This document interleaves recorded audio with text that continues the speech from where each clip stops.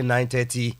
Yes, sorry, yape na fe the great Shabati babeto so e de amamo enne ebra sports lawyer baba yisa atrase na enche said the memenda bia no ojebre no de ekọ amanone no se ne nso baba yisa ebeye no a enesa we yape no Solomon Carter ebe join me na fe ya hwede efri ye ne ankasa efie e de eba onim se irosono egusua kwa na ekoso na enra na chese sidia na ebesie game no epai ema Portugal.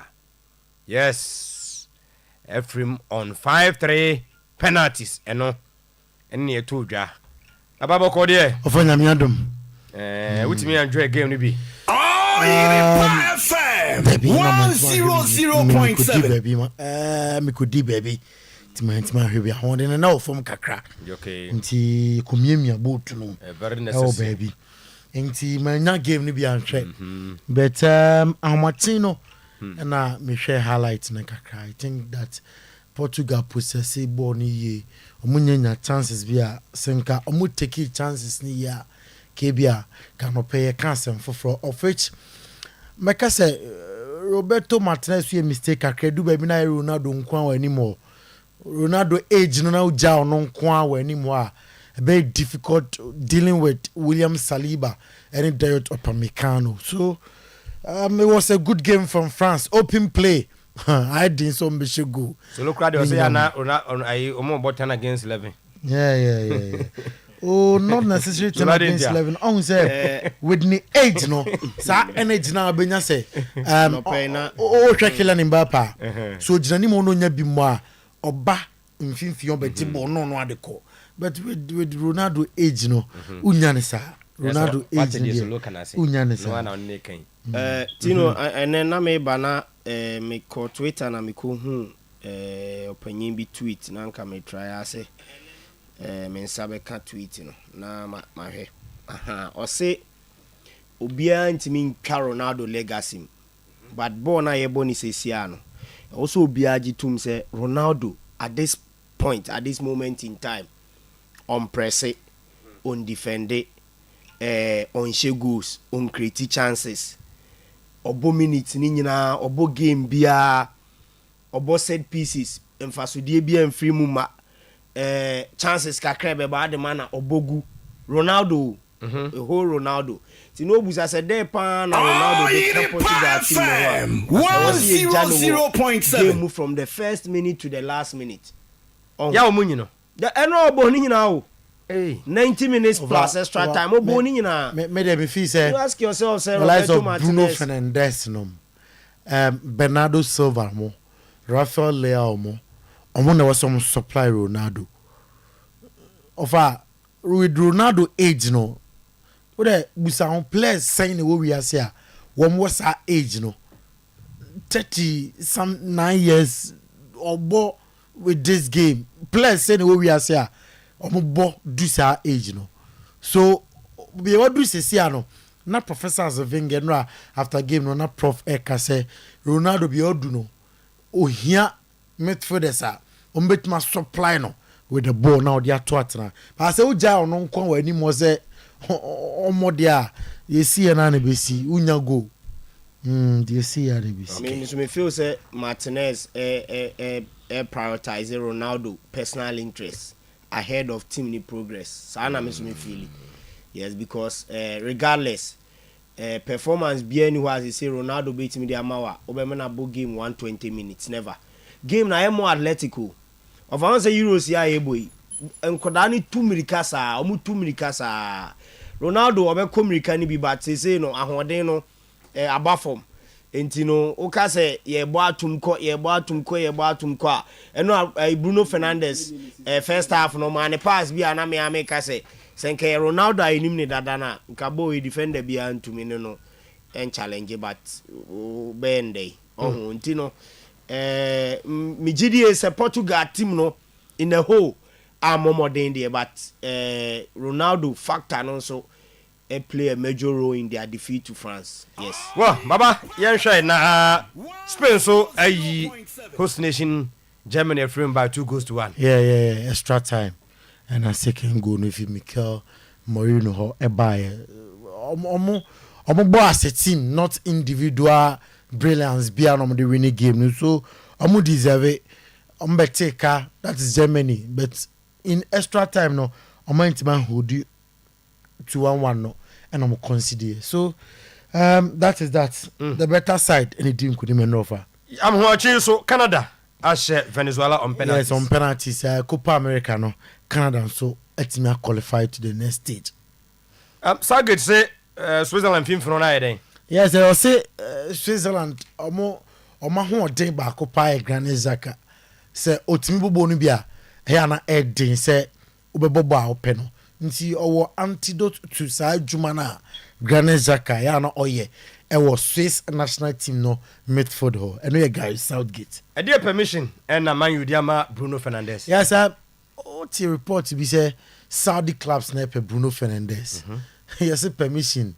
Abba say ombetime Bruno Fernandes a dim komo for a possible move. And your latest eno eba eno ye Arab Saudi Arabian Public Investment Fund. Omo ena epese omode akodano ekopiemo el Saudi.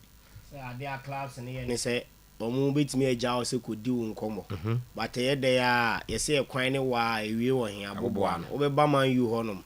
Na ne o ma be negotiate. Ti omo hwe na say omo betimi anya sika bi a eye significant every deal ni ma omo betimi eja amo akọ. Ti eze de sa no mpese omo ye. Ko omo se Bruno Fernandes player omo betimi anya sika kakra wo ne ho. Na omo de atoto players for biaba.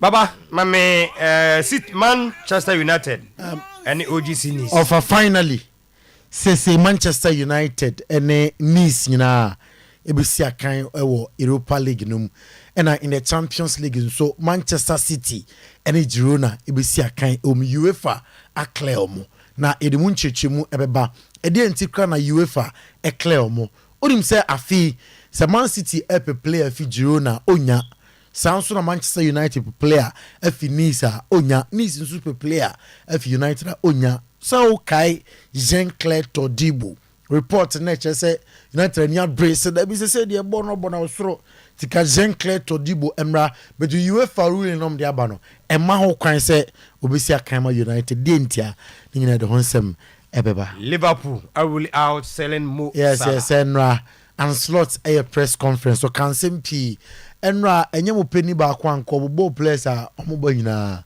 no se dey bi enye ne sa nyawote nyawote so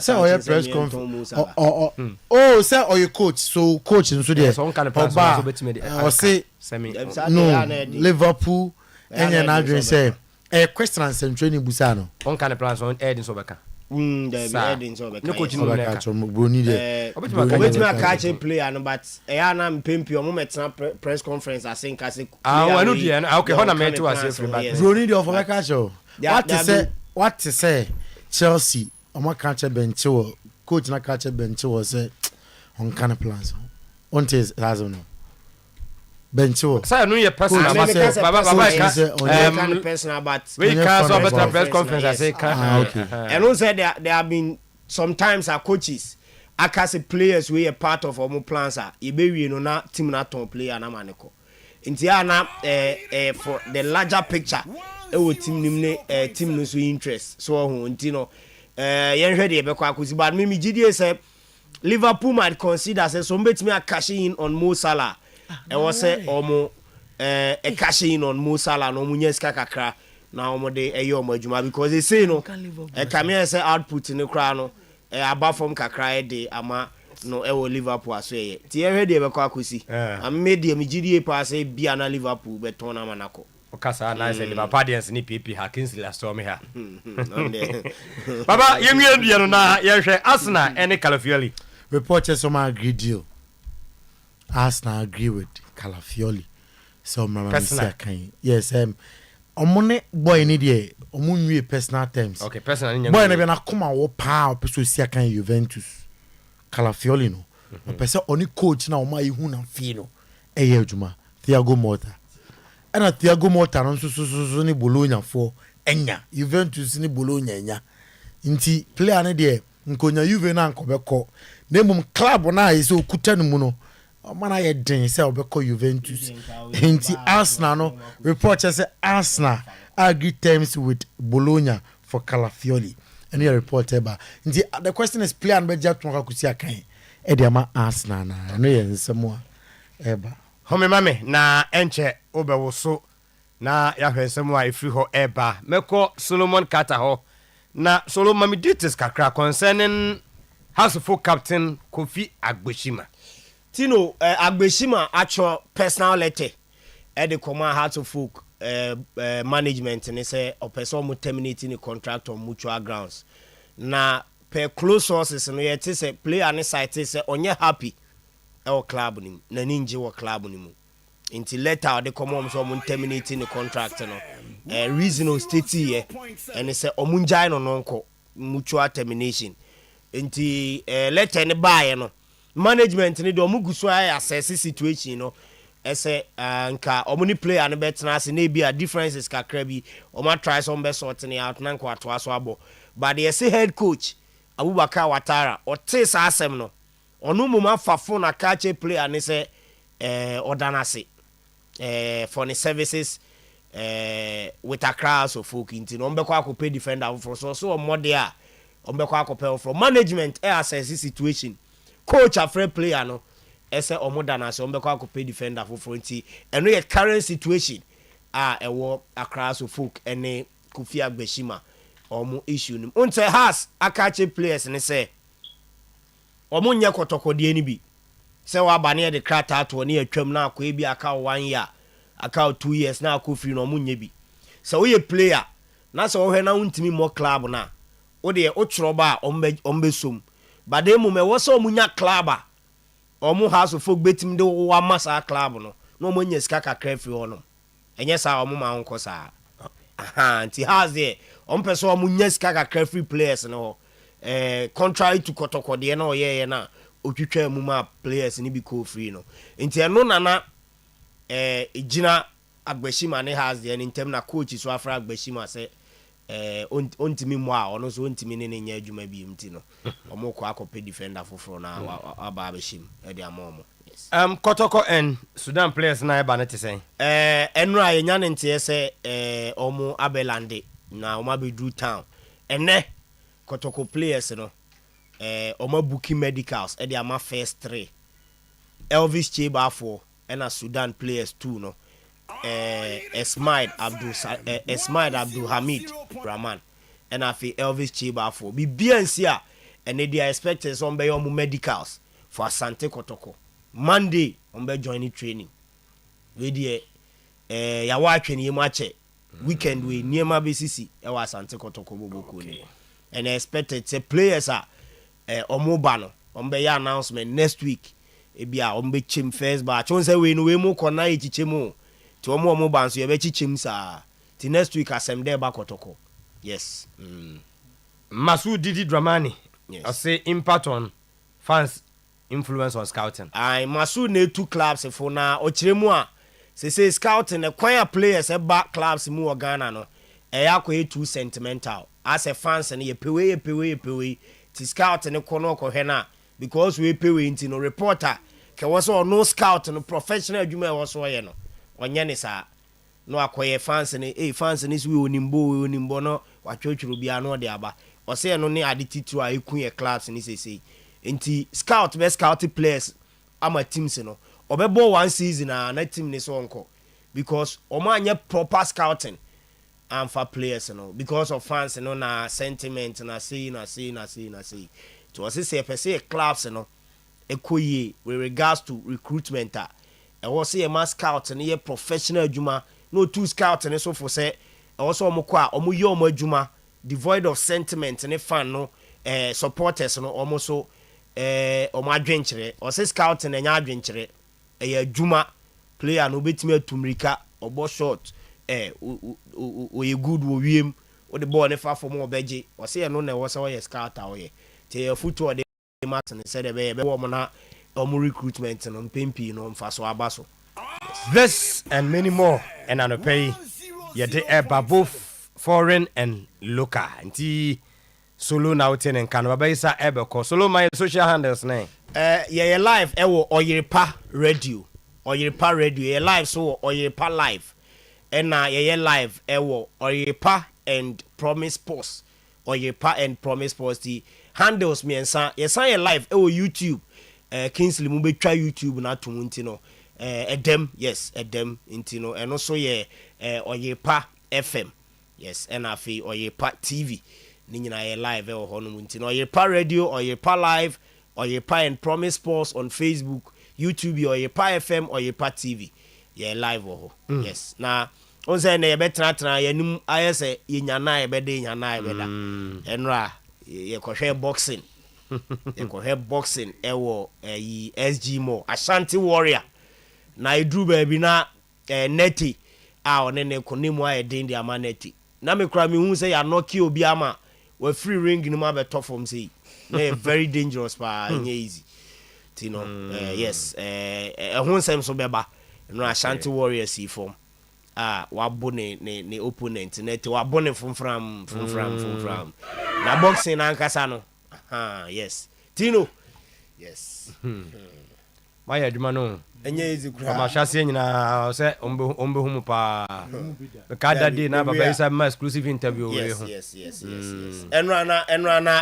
enrana emu odin pa de ma Warrior tore de Ghana ni amunyina Ghana fo amunyina Ghana fo yes de mo ko na ko jan na de hin ye say ye de Asante ma mu nti no yes Asante Warrior yes yes Asante Bantemu ha yenya boxer bia I stand to be corrected though yenya boxer bia waje African bout means ti o mo hwana we ne Asante Warrior na we ne na ti no hwe bo minimum no Asante na we ono na say Asante Kalas no okay wa bo bia ma na pia Asante Kalas no okay and then na support ni massive na nipa so no ba culture ultimate say culture na dirty Asante Michaelis no enye easy my idea Asante mpuntu de mo pene say ya nyina ye pe wa bona mana fi ring no mu very necessary enti ene ye pon ana ye bepe bi kakra di ti ato say enye easy kra mo phone na gisa me gina me hwe numbers ya mo gigi very necessary yes mo say mo gina numbers mo be frefre mo say boxer say de mo my interviews na ya wa ke boni na kra say the Fridays in God them now fine enu say na Fridays enu ana ke mi bua football tennis ana o ye adwuma ni nyina football tennis ana o da be tere metara sene de just a weekend ya o football tennis enu ale he de wa kwa some catch you again go say Portugal born first half for her ene e call honum ti na ye nyina na ebiebie phone he kakra but enrana what a beautiful event. We some ko ya kameko ko we no betima ama say na Friday you know ade bi tiasia camera man capture no ba bia we tiasia kwan betito e no bitiwa o firu ne motito oh yes born very repeat this video na bitiwa na born man if you original we buy no lawyer dey otire na me maza kan do binya ana born any you hey aye na honya from na tiko mo say ono yes enko or three ring ni sa no oram yes ora ring ni inside the top from na ehu pa okay say ni pa mo so no na say ni corner for no ni coaches ni trainers no sign the ba back hey adwuma na auka box na adwuma no tino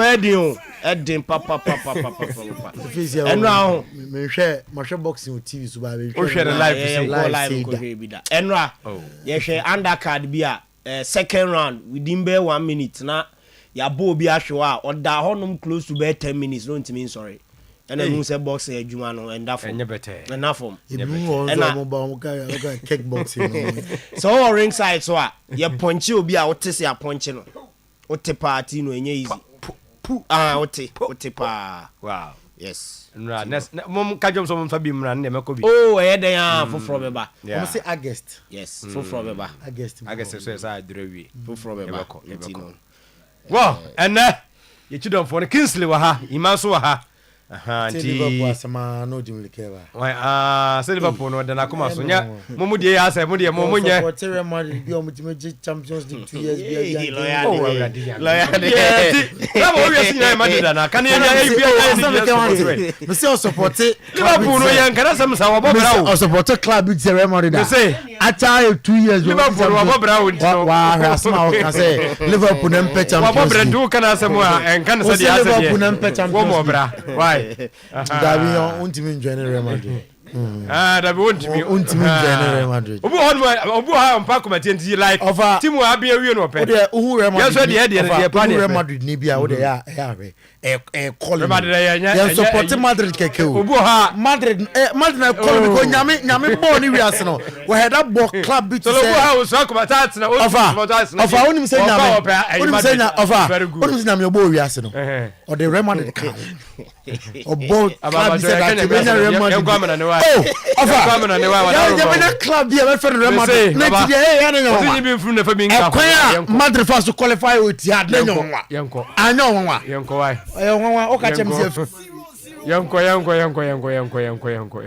more fire see anopay Yaman special good morning na yamu akwa Barcelona sorako Manchester ni otimi kanwe enti anopay ye konkonfon kroso meso bosa ensem na de edoso na mom de disefata se anopay ohwe na wotie ena ye de ema kitikiti mam polibi ena ewoma akansuo yanom akanbuno pa anopay ye betu eboase ne atere no emra ye confirm emunum ngina ama wo live on Oyerepa TV, live on Oyerepa 100.7 FM, on Facebook Oyerepa Live, Oyerepa Radio, Oyerepa Live, Oyerepa Radio. Obese na wa comment me ba na the boss player na to the boss I can ngina e de ama said ya say ene said ya e fata enano pay na ene ay Dr. Daoud of Daoud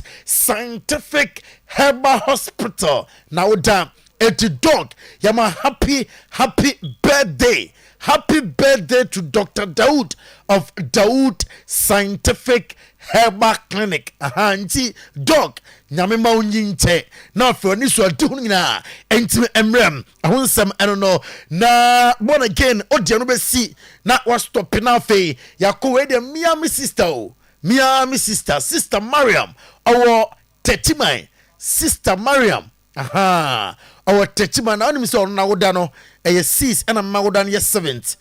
Nina, July. It's sister. Remember, happy birthday. Onya Busiana. Yamin Shamo. Na wani so di hunumrem afia sabraha na sikana mo enti ebegira so na afia sase edi afi Euro 2024 ensemnom na Spain ene Germany ebo enra eba na wiye na Germany ene Spain aya 1-1 90 plus additional time na eko extra time eho ena winning goal no efi Mikel Merino na so ye eba ye Dani Olmo ena share go and some puna flying weight etika 89th minute at the Germany Mikel Merino ebenya go no as winning goal 119th minute and onya go at the Spain are qualified to the semi-finals of Euro 2024. Na Kai Havertz after the game and I Kai Havertz at the Tuja sa Ukrainian game no moment bem womusunya amu chances no officer sa chances no omu take ya enka omu time arena game no jobe kan say omu players omu si akan enwa ema Diamond Soft of Germany omu pe and say omu efi Euro 2024 no na ose sa osha fans na amaye fans bia Euro sway omu dimuntintimam ya start ye osha gamer na omu ebo nyina debia na fans no eta omachi ombepo Germany mining na chao say enkurumtie entime ama Dani Olmo on Mikel Merino winning goal and I say Brandon Obia goes to say Otasha about training grounds Sanya Manina Ayahu Juma na say Spanish national team way woman dependence I and way wei ena ya Alvaro Morata wei ena ya Rodrigo Cascante say obi a free bench kra eba no judge won mu amobom as a unit eno na eboa ema the Spanish national team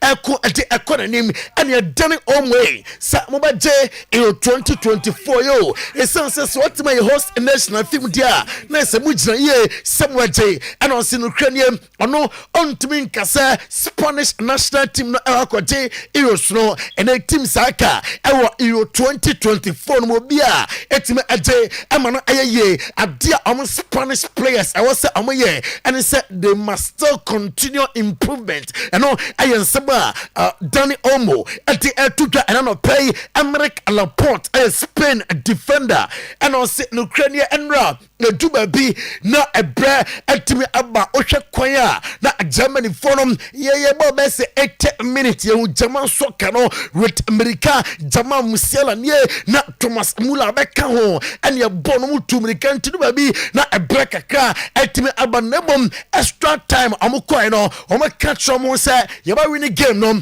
ano na nra etime aba mu ati ema the Spanish national team na ye kan Germany and Spain and game no wasem no ma yanko Luis de la Fuente na so ye Luis de la Fuente and central for enra after the victory ordinary qualification or say a historic night or you proud of Clementino Motimba woman born enra at the ema the Spanish national team waka at the achoma victory way and your victory at the cup enti amonfasa enigeno enfronto machi na fe concentration na enko semi-final no so eno ayensema Luis de la Fuente at the etuda ene anopay Julian Nagelsmann aye manager at the ema anoko piema na se German sort of Germany on Toni Kroos na football be hire adikase esanse Toni Kroos no akwa no kwan faso bon anu odre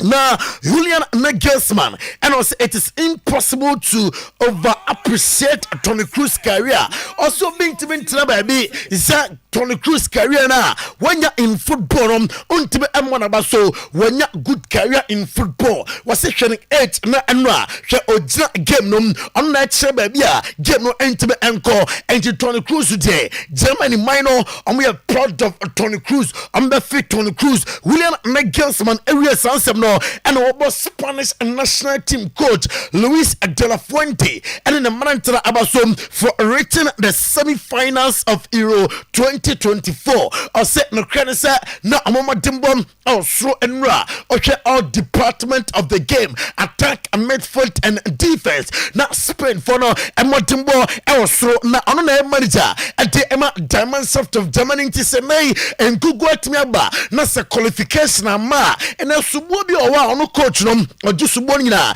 efa eno aye Julian Nagelsmann enseba oti etuka ene anopay na Thomas Muller aye player Emma Diamond Soft of Germany and I say we been in the last game at the Ama Diamond Sort of Germany and on Sky Sports come after the game and Thomas Muller the legend at the Bibia to me see and game na a boy na Nyaman Koye and farmer Diamond Sort of Germany and the Spanish national team extra time a show more 2-1 no said the table to me I the last game I'm no aye na my main front to jam Sir Oko Pedri Asuya Enra Toni Kroos Eko tackle bi Ewa Pedri Sua Abrantana Entime Amabien Diameti Anopay HMS for the rest of games Aka Ewa Euro 2024 Mwenyadia Sir Pedri Ebetime Esia Kain Pedri Entime Emo semi-final bi This be a miracle bi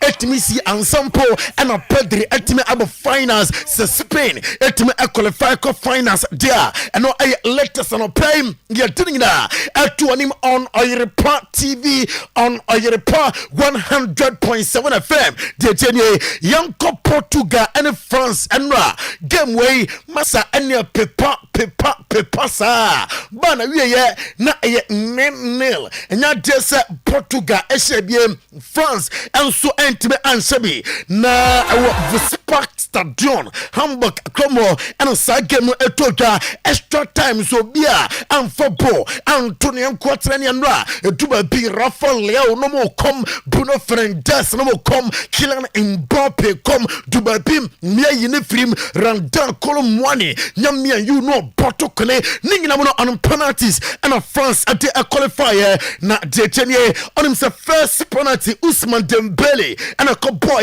and Australia second penalty Cristiano Ronaldo Portugal no abasem nafe Fofana ababo at the asa am a French national team nafe Bernardo Silva and so ball Portugal second penalty at the atuatna Jules Koundé ball French national team the third penalty atuatna na Jean Felix Fabo biaso o akwere de or your technical gifted say yes player be what technique on the ball too and the atuatna Jean Felix animia na Jean Felix atubo na kure na uko bakola na suya also ebe say Nuno Mendes ebe say na basa Theo Hernandez atibon ba tuatna na fe yes France atime a qualify otibon tuatna enra France enya 5-3 on penalties amuti enya qualification on pay get on 7 no eto onimti se uhwe TV na Theo Hernandez penalty and tuatna na ohwe ujafonima Cristiano Ronaldo timi se ujafora ho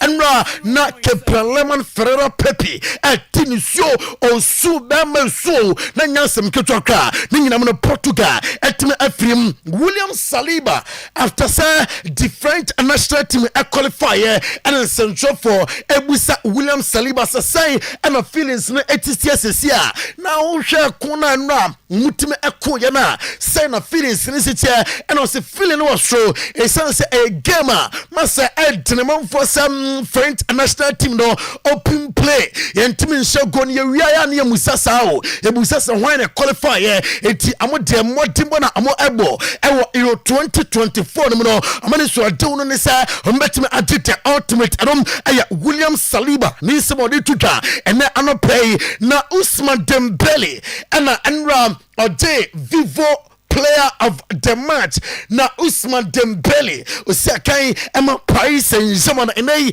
oya juma ede ama national team and I say sha Adeba kwa the French national team womu ye wojuma pa emre no ombeko game we mo eye se omo practice penalties enti penalties ye omo ye wojuma omo practice series of penalties enti emra game no trouble to extra time na omanti be answer go na ba sa atopre kombo yiri dia na waka dia to atena ni nyina mu no na confidence no so ene ya Usman Dembele ni somebody tuta ene anopai Ruben Diaz a Portugal defender and I say penalties there Debia I said chacha tuono ultimate di babi so amuko kocha utuoni ato so rekwa wa general se do basa ye basa te we kasa onka umfi Ruben Diaz so say na penalties ya na esi atiem do babi a ebefa do babi a emfa na yo be kan say won ye sorry to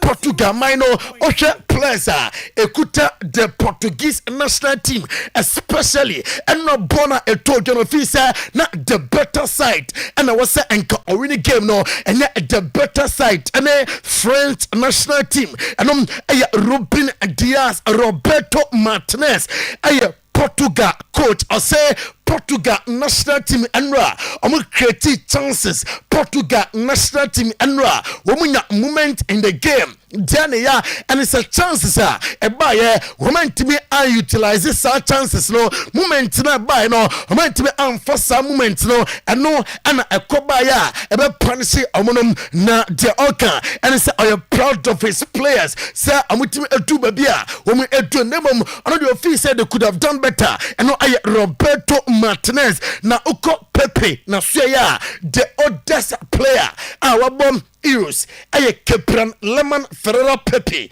na enra otini suya ya and Sandro for tenisa one corner and I'm say now penny game crown when say and I say it's hard to find words for our performance and modimbo na your boy no minya words kra metiba describe e modimbo your boy your modimpa your good game near temi strikers be and ye omo film Kylian Mbappe to baby na ye yini dina free game num na mom ne yantima fa ball na ye create sa chances ni bi antime antotna eno na enya osi wey and last Euros for Portuguese national team nti sa wo hwani 8 na ohwe baby a wo ball drew na kan pe and say obetime adu semi-final na fe obetime atoso adikru na nom eye pepensema odi etu dwana did the same way oh ye coach ma the French national team enra e dear pan see ya na wo kokoyi Kylian Mbappe atene every game no so lawyer ka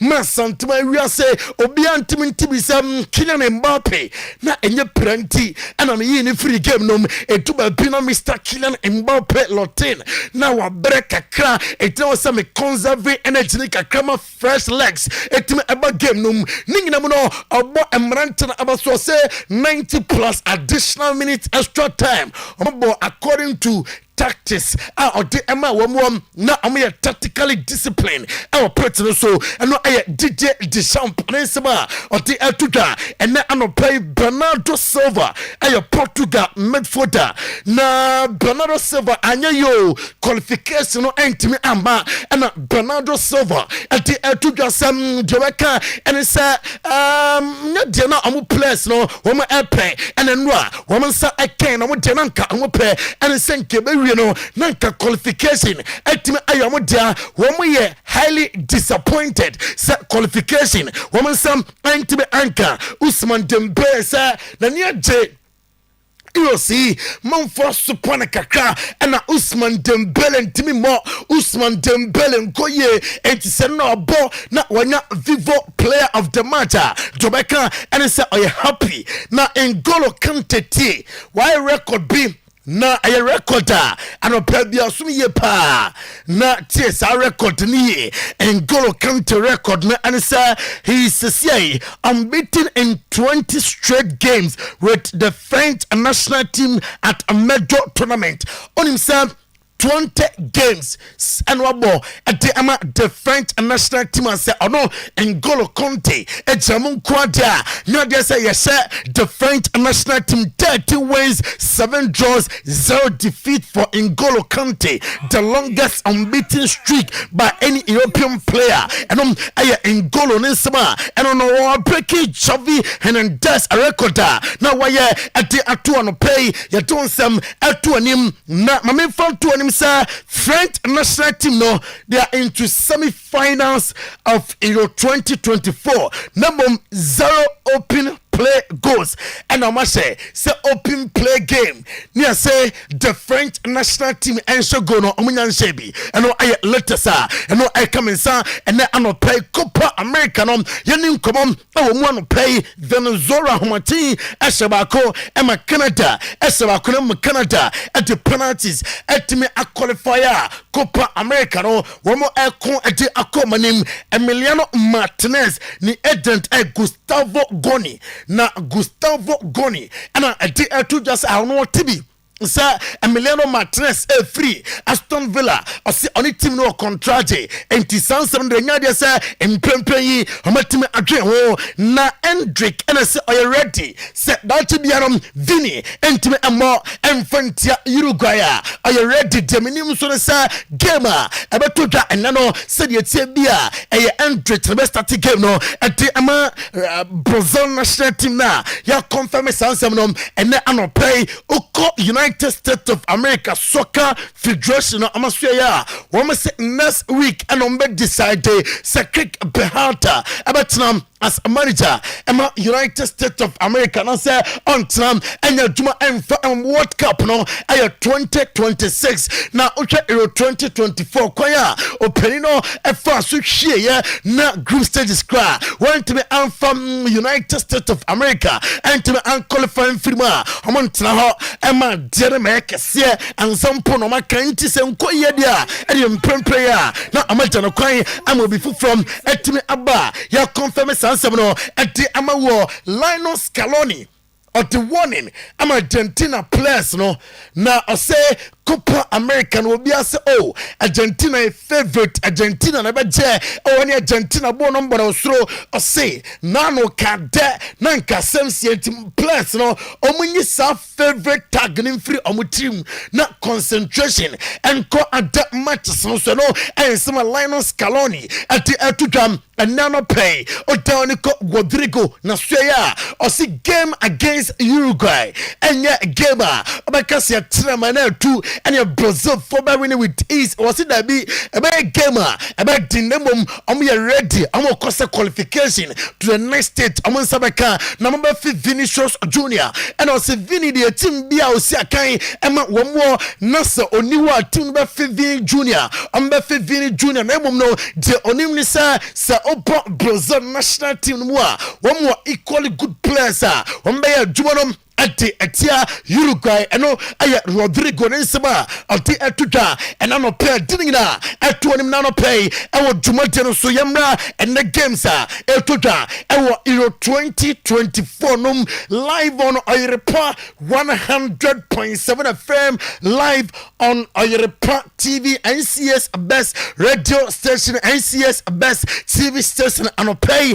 England and Switzerland game no at 4 p.m. Now John Stones on Gareth Southgate manager at the 3 Lions of England and on set no credit Gareth Southgate abel Juma and when we say man for Bonnie Tiriso and a Gareth Southgate on my English national team no and mobile effect must kuta feel for dinner kuta Jude Bellingham nom now she mobile effect and on see that be on one day here pa and it's a qualification and it be a passer on the 3 Lions of England econo or don't be call Entianum and I'm doing with the CNT. I'm concentration. I was Switzerland again, no so a very difficult game. Gareth Southgate and I say Switzerland the 4. I'm a strength power. I'm a midfield the Granit Xhaka. Sir Osha tournament. 1 year I was your 2024 number a super. 1 year the feel of the tournament na huno. And it's only Switzerland echo more now opesa uye bibi in the gamer player was Oshara Cassia a Granit Xhaka and Gareth Southgate or say I'm ready for Switzerland gamer about to and them not Gareth Southgate and I about Jude Bellingham so I see a double beer na say oh the boy no crowd camper obusa say so Jude way into 21 years and what there now or say the maturity level so you do the more day obi anim so game we there you really no and now so magic never p and the 3 Lions of England national team out person so and no I Gareth Southgate and then some or the Tuta and then I pay Kieran Trippier a player at the 3 Lions of England and then some say England up some almost Switzerland and now it's yawa the 3 Lions of England and it's I'm born above I'm a performance I was say you say English national team perform and you say match my performance beer now I'm going to qualify Stefan Zuba or Switzerland midfielder and I say said I'm about tournament abedu quarter finals no and yes bia modimbo bia keke and do am perform ye and am adu baby am durenti am you ready for England to say about individual players the 3 Lions of England am there am slow player bia am ko game for victory and no Stefan Zuba then some ati etuja and then pay Murat Yakin Switzerland coach and I say eniema ono Murat Yakin I was oh yeah ahead of the game you know what team I now I'm not prepare for the game no so be baby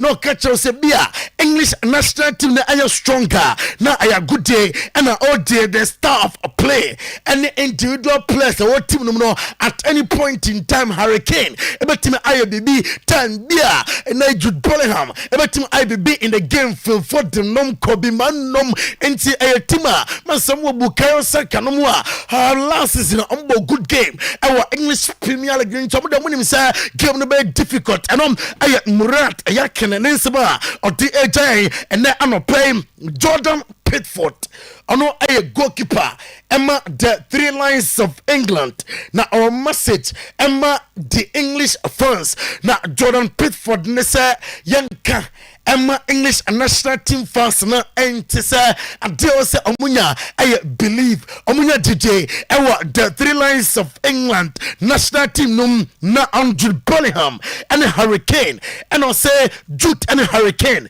ɛnyɛ nɛ ɛna obi a ɛbɛhu Jude ɛne Hurricane no goals no di agorɔ kakra bi ɔbɛhyɛ ɔsɛ bɔɔl no kɔpia mu wɔ Spain no ne maturity level akɔsoro ɔgyina game no mu a wotumi sɛ wei wɔ matured player ɛno ɛna ɛboa no ɛma no ɛkɔ n'anim ɛno ɛyɛ nsɛm a Jordan Pickford ɛde to dwa afa Hurricane ɛne Jude Bellingham ho na Granit Xhaka yɛmfa nto dwa sɛ 129 caps ɛna onya ɛde ama Swiss national team ɛna nsɛntwɛfo bi sɛ ɛdeɛ na ne team no kɔ saa ɛsiane so obi ka sɛ nka mbɛduru baabi a madua a ɛnka sɛ gyidie no ama ɛna ɔsɛ hwɛ mɛka mo ate sɛ ɛyɛ unity nka bom ɛna afei hard work ɛna deɛ team no ɛtumi adu baabi a yɛtumi aduru Fabian Schär ɔyɛ Switzerland defender ɛna ɔsɛ omunim the strengths of England and omunim the weaknesses of England and also and ombejina at the England afimu and coaches, legends and players at time on Oyerepa TV on Oyerepa 100.7 FM Gabriel Agbola and at the to just Manchester United team no Yankopon Boa Sizia Besha say Mobius practice season no Manchester United be improving who biasa. Well, it's interesting, isn't it? Because surely, Gams, as a manager, yeah, you know, look, he's got Dan Ashworth and Jason Wilcox there. But as a manager, you want to have your say on who you bring in, don't you? 100%. I played under managers that they had them arguments. You know, you had people at the top that says, you know, we're going to get these players in. You got to coach them, but managers want their own players who they might have played with before, managed before. Sorry, so I don't see Ten Hag not having a say. I think he will have a say, but maybe not full control. So we see how that goes, Jeff, because some cases it doesn't always work out for the good. We're immediately going to get rumours about his future. Of course, it's a year extension after trying every manager possible to take his place as manager. I mean, I was on with Crookie yesterday and Jim White, and I was having a debate with Crookie about they haven't progressed last season. Yes, they won the FA Cup against a Manchester City side who had some celebrations after winning the league the weekend before, but ɛno ɛnsɛm a Agbola hɔ ɛde ɛtotwa ɛnɛ anɔpɛ Rio Ferdinand ɛna sɛ Guy Southgate ama Kobe Manu ama Switzerland game no bi a ɔno ɔbɛkɔ fie has demanded Kobe Manu keeps his place in the England team for their clash against Switzerland. The Three Lions will face the Swiss in the quarter-finals of Euro 2024 on Saturday, with a semi-final first start of the previewed Manu. But England put in another disappointing performance, with only Jude Bellingham's injury-time wonder goal saving them from an embarrassing defeat. The Three Lions are expected to switch to a 3-5-2 system for Saturday's match, with Manu keeping his place. ɛno ɛyɛ nsɛm a ɛfi ɔpanyin so ɛyɛ ɛtɔ dwa na wokɔ Jude Bellingham na so ɛyɛ a nsɛm pii na John Stones aka ɛde ɛfa no sɛ ne strike na onyaayɛ ɛde ɛma wɔn no na ɛyɛ turning point ɛma the Three Lions of England. 100%. I think it's a turning point as well for us emotionally to do it in such a high-pressured moment, part of the game, last few minutes.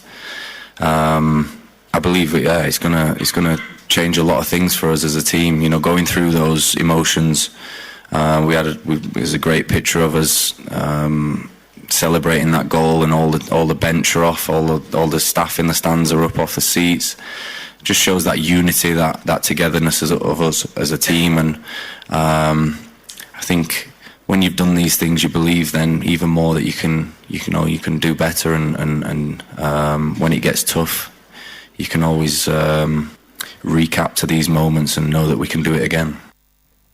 Mami ko krianchipie na suye ne nsam ne sɛ Guy Southgate waba adwuma pa wohwɛ manager na adwuma abo no adwuma kɛse. If people are undervaluing his record, then yeah, I think it has. I think what Gareth's done since his touch has been nothing but remarkable, really. You know, firstly when I first arrived, We have many meetings about what it means to represent England. Really installed that real togetherness in the squad from when he first took charge till now. I think you've seen how much it's developed. And yeah, I think what he's done for England is nothing but remarkable, really.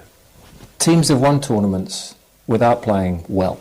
They've gone through it, they've ground through it. Is that also the profile that could be this tournament for England? Well, I think if you're looking, the main objective before the first group game was to qualify. As you probably know better than me and anybody else, it's difficult. There's no easy games in the Euros. So of course we've not performed to the levels that we know we can, but we're in a quarter final and we can't forget that. Ano KNT pie ni sema aritudwa ene ano pay na uko Germany England France and France England amusi Kobe Manu and Cole Palmer say against Switzerland 2 players etim a static game I can one semino na yentie France nsema amle tudwa ahead of the game. Right, I think it's got to go Konza, to be honest with you. Looking at the form, very good season with Villa. So yeah, Konza would be my man. For me, I think Declan Rice is due a big performance. I'm an Arsenal fan, so I'd love to see get Saka on the pitch anywhere. But for me, yeah, Declan Rice. I think he's yet to really show what he's truly made of, and yeah, I think a big performance from him tomorrow. And yeah, I think if he plays well, I think he sets the tone for the rest of the team. So do you think that midfield is where the game is going to be won or lost for England tomorrow? Yeah, potentially. I mean, Granit Xhaka, he'll be an old Arsenal boy against the new blood in Declan Rice, and I think that's a key battle for me. But Declan Rice, if he does the business, like I say, he sets the tone, and I think yeah, we can do well. I mean, there's probably an argument. There's a few people calling for Cole Palmer, but it's a tough one, isn't it? I mean, Kobe Mainu probably. I think he's shown, that with United, he can do the business. So yeah, give him. I think he again alongside Declan Rice. I think that's the key battle for me in that central midfield. So Mainu and Rice, if they play well, yeah, we'll do the business. Right then, mate. Where's the game going to be won and lost against the Swiss? They've got Xhaka in the middle. They got Akanji. They got Cher at the back as well. Where are England going to thrive against Switzerland? The game will be won if we play players in the natural positions. Phil Foden in the 10, a left back at left back, Saka or Shaw. And the game will be 3-1 to England. John Stones will score the winning goal to make it 3-1 and send us to the semis. Easy like that. Who's going to be your most important player on the pitch? A couple of people have said Kobe Mainu. I've had one person say Jordan Pickford, but Jordan Pickford is never going to be dropped. But who's going to be the star man for you against the Swiss? Star man for me will be Cole Palmer if he plays on the right hand side. Coming in for Phil Foden. If we're playing a 3 at the back, Phil Foden might be playing a 10 role with Jude Bellingham, but to the right-hand side of Harry Kane. So you think Cole Palmer, an injection in the second half? Yep, new player, bit of confidence, deserves a chance in my opinion. Right then, mate, big game tomorrow. England versus Switzerland in the Euro 2024 quarter-finals. Where do you think the game's going to be won and lost tomorrow? We're set to be playing with 3 at the back. Well, I think obviously, after the group stages and the last round of 16, going 3 at the back's a massive decision to make. Hopefully it'll work in our favour and give us a bit more of an attacking possession of the game. I think the game will be won in the middle of the park. Obviously, everyone's saying that Bellingham should be getting a rest, but I think he's got to start. He's the main player at the moment. I think we'll win. And right now we say na emrofo no no nsa sebio amomra na obi okasabia obehuna bugum no kuta no bia na Germany the size nsuo no nti England France na kasa biso I say Cole Palmer eba second biso say Cole Palmer a starting game no bisa say the 3 lines of England manager Gareth Southgate echo 3 back nina ya ho nsem ama ene anopay Netherlands ene Turkey ebo ene 7 p.m. na okun koku onom a player Emma Turkey national team no na win against Australia ko say and I say no you happy it sounds set na amodembo elsro amo etie coach instructions womo de odima womo sa ne against Netherlands game no womo ekom Hakan Çalhanoğlu manza only interplace na ko show your captain Emma Turkey's national team no na openi since 2013 oya captain Emma Turkey national team sign and feeling it after now so great and the last game we be team no etimi arene against Austria ekoko nanim enti enem against Netherlands. It is not beyond Turkey so our individual good players baby hebetimi asi in the game. Hakan Tahanoglu say on the likes of Stefan and the Vrajanom etimi about Denzel Dumfries nom etimi about Tony Womom enye game ehumbia ewom normal game and omakbonemom game nom a very serious game. And no iron sma or the tuta and then ano painting enough of Euros and Copa America. Yamara England nafe yenim como Chelsea assign left back be Chelsea assign you no abusia ni video about bontain otimi bo as a midfielder otimi ebom as a left back. Na anopay yanko Oyerepa TV no so na yanhwe video we na men kan koda wansem enchel akodane de bondi onimbo entreke sepa modern day left back ni bio nyasem ketwa etibon again ode Chelsea akoda amasen FC Basel onim say the din ene Renato Vega FC Basel and on assign if you want 2003 and you want no left footed na oye versatile defender ultimate abo as a midfielder video number TV no so now fame your team I enjoy a brancha making one semi Fenerbahce Demeti Chemsa Jose Mourinho I can't say Mason Greenwood no woman ya dombe bia na amfa Mason Greenwood emra na amaya juma emfa ema team no Manchester United on him say Rafa Varane echo na anopay Demeti Chemsa adeba kwa say woman ya wajuma and say onbenya at least 2 defenders at the about team and sample and a summer transferring do no at me aba na we Joshua Zagzi min fan to just oye player Arsenal for him say ambassador na Demeti Chemsa say Arsenal pushes say kra ono de na kuma Manchester United United now pesa oya juma ema wamo Demete say Manchester United ama Bruno Fernandes permission sir Roberto started transfer talks with Saudi Arabian Public Investment Fund and no letter sir and no eka yansa and no pay Fernandes is linked to a shock move sir obeko Saudi now fe hokoya juma and no reporter eka yansa and no pay Jadon Sancho madika catch sir on Manchester United and no pay Demete say Nyankopon boa next week Juventus for sign asase and Manchester United didn't come on for Jadon Sancho onim say Umberton Federico Chiesa enti Chiesa kwa and was Jadon Sancho eba na abesha na mami ko UEFA so ye what can semna che na no me catch say likely say Manchester United woman needs umbebom the Europa League now fe yenya Manchester City and so any Girona womebo amo Champions League and UEFA confirm say Manchester United and it means na e better compete in next season's Europa League na the amoka and say Manchester City and so any Girona e better competing our Champions League num ningina ma and say Nice no Ineos group and Manchester United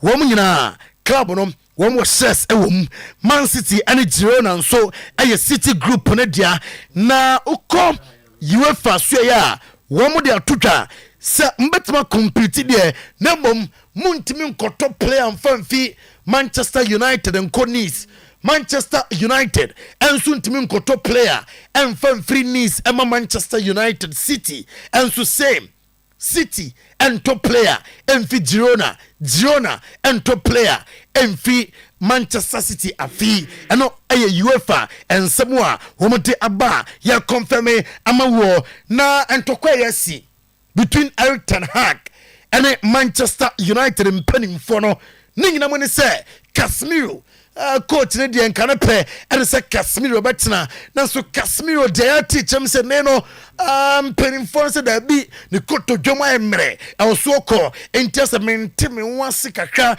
e wo Casemiro so betina and say obekọ no home former Manchester United striker Dimitar Berbatov ever returned to Old Trafford. Now Dimitar Berbatov ever Old Trafford no abusia on the game in September. A club legends match against Celtic. Now on himself 56 goals in 149 appearances for Manchester United between 2008 and 2012. And now Liverpool and slots a press conference. A press conference num and all confirm say Mohammed Salah Ghali, the Egyptian king. No credit say omopese otna. Omunya ready say omo Elton Mohammed Salah Ghali, Liverpool. Richard Hughes, a sporting director, Emma Liverpool fanra, and Richard Hughes, and slot can play a massive saying, my way, oh, Sassiana, the be Richard Hughes, hey, now in the Anra, sporting director, and a sea coach in the Queen, yes, sir, and can set drop from a Dodono, among the place, Tuga, Lenny Euro. What did that? Lenny Euro, no. Enya nasemo Lenny Euro no player Emma Lille na be catch us and slot obepe say obeka ni defense no akodane de wa catch Lille for say masam phone siko bia beba semetra kra until 2025 and sanama ko Madrid media Madrid na pesa mebo enti enom aya reporter eba 100 million euros. Say, I'm at about 60 million euros. That is it equivalent to 50.8 million pounds. Utia, Lenny Euro, Sakodana Jitum Quadia, Baby Sakai, Eti, I'm Liverpool. Demi teach him, sir, Atlanta player, Cop minus, and come on, do enemy pa. Opetima only di race na, a Liverpool. On him, sir, Juventus Bomaka, Nako. Juventus bomb kakra na ko and slots ene empeni form among common akonanim and no letters and no I can say and no play na I say na Jurgen Klopp ase it sounds like Jurgen Klopp eja a good team at whatever or record the Gakpo nom nyama omo eye ewo Eurosnum na oche Liverpool the structure of the team or the B abeka ho na for team no etime akobose asase so yenti and slot ni full press conference enra oyeye winning trophies of course, but his playing style, I think the fans loved it, so maybe he said it was the normal one, but I think the fans see him differently. Maybe not as a person, but what he did for the club was more than normal, let's put it that way. I think you said it correctly. If you work in this league, everyone gets better every season. So it's also for us important to improve. And one of the things is because our competitors improve as well. But that's normal if you work in the biggest league of the world. You could expect other teams to become better, and that's also the aim we have.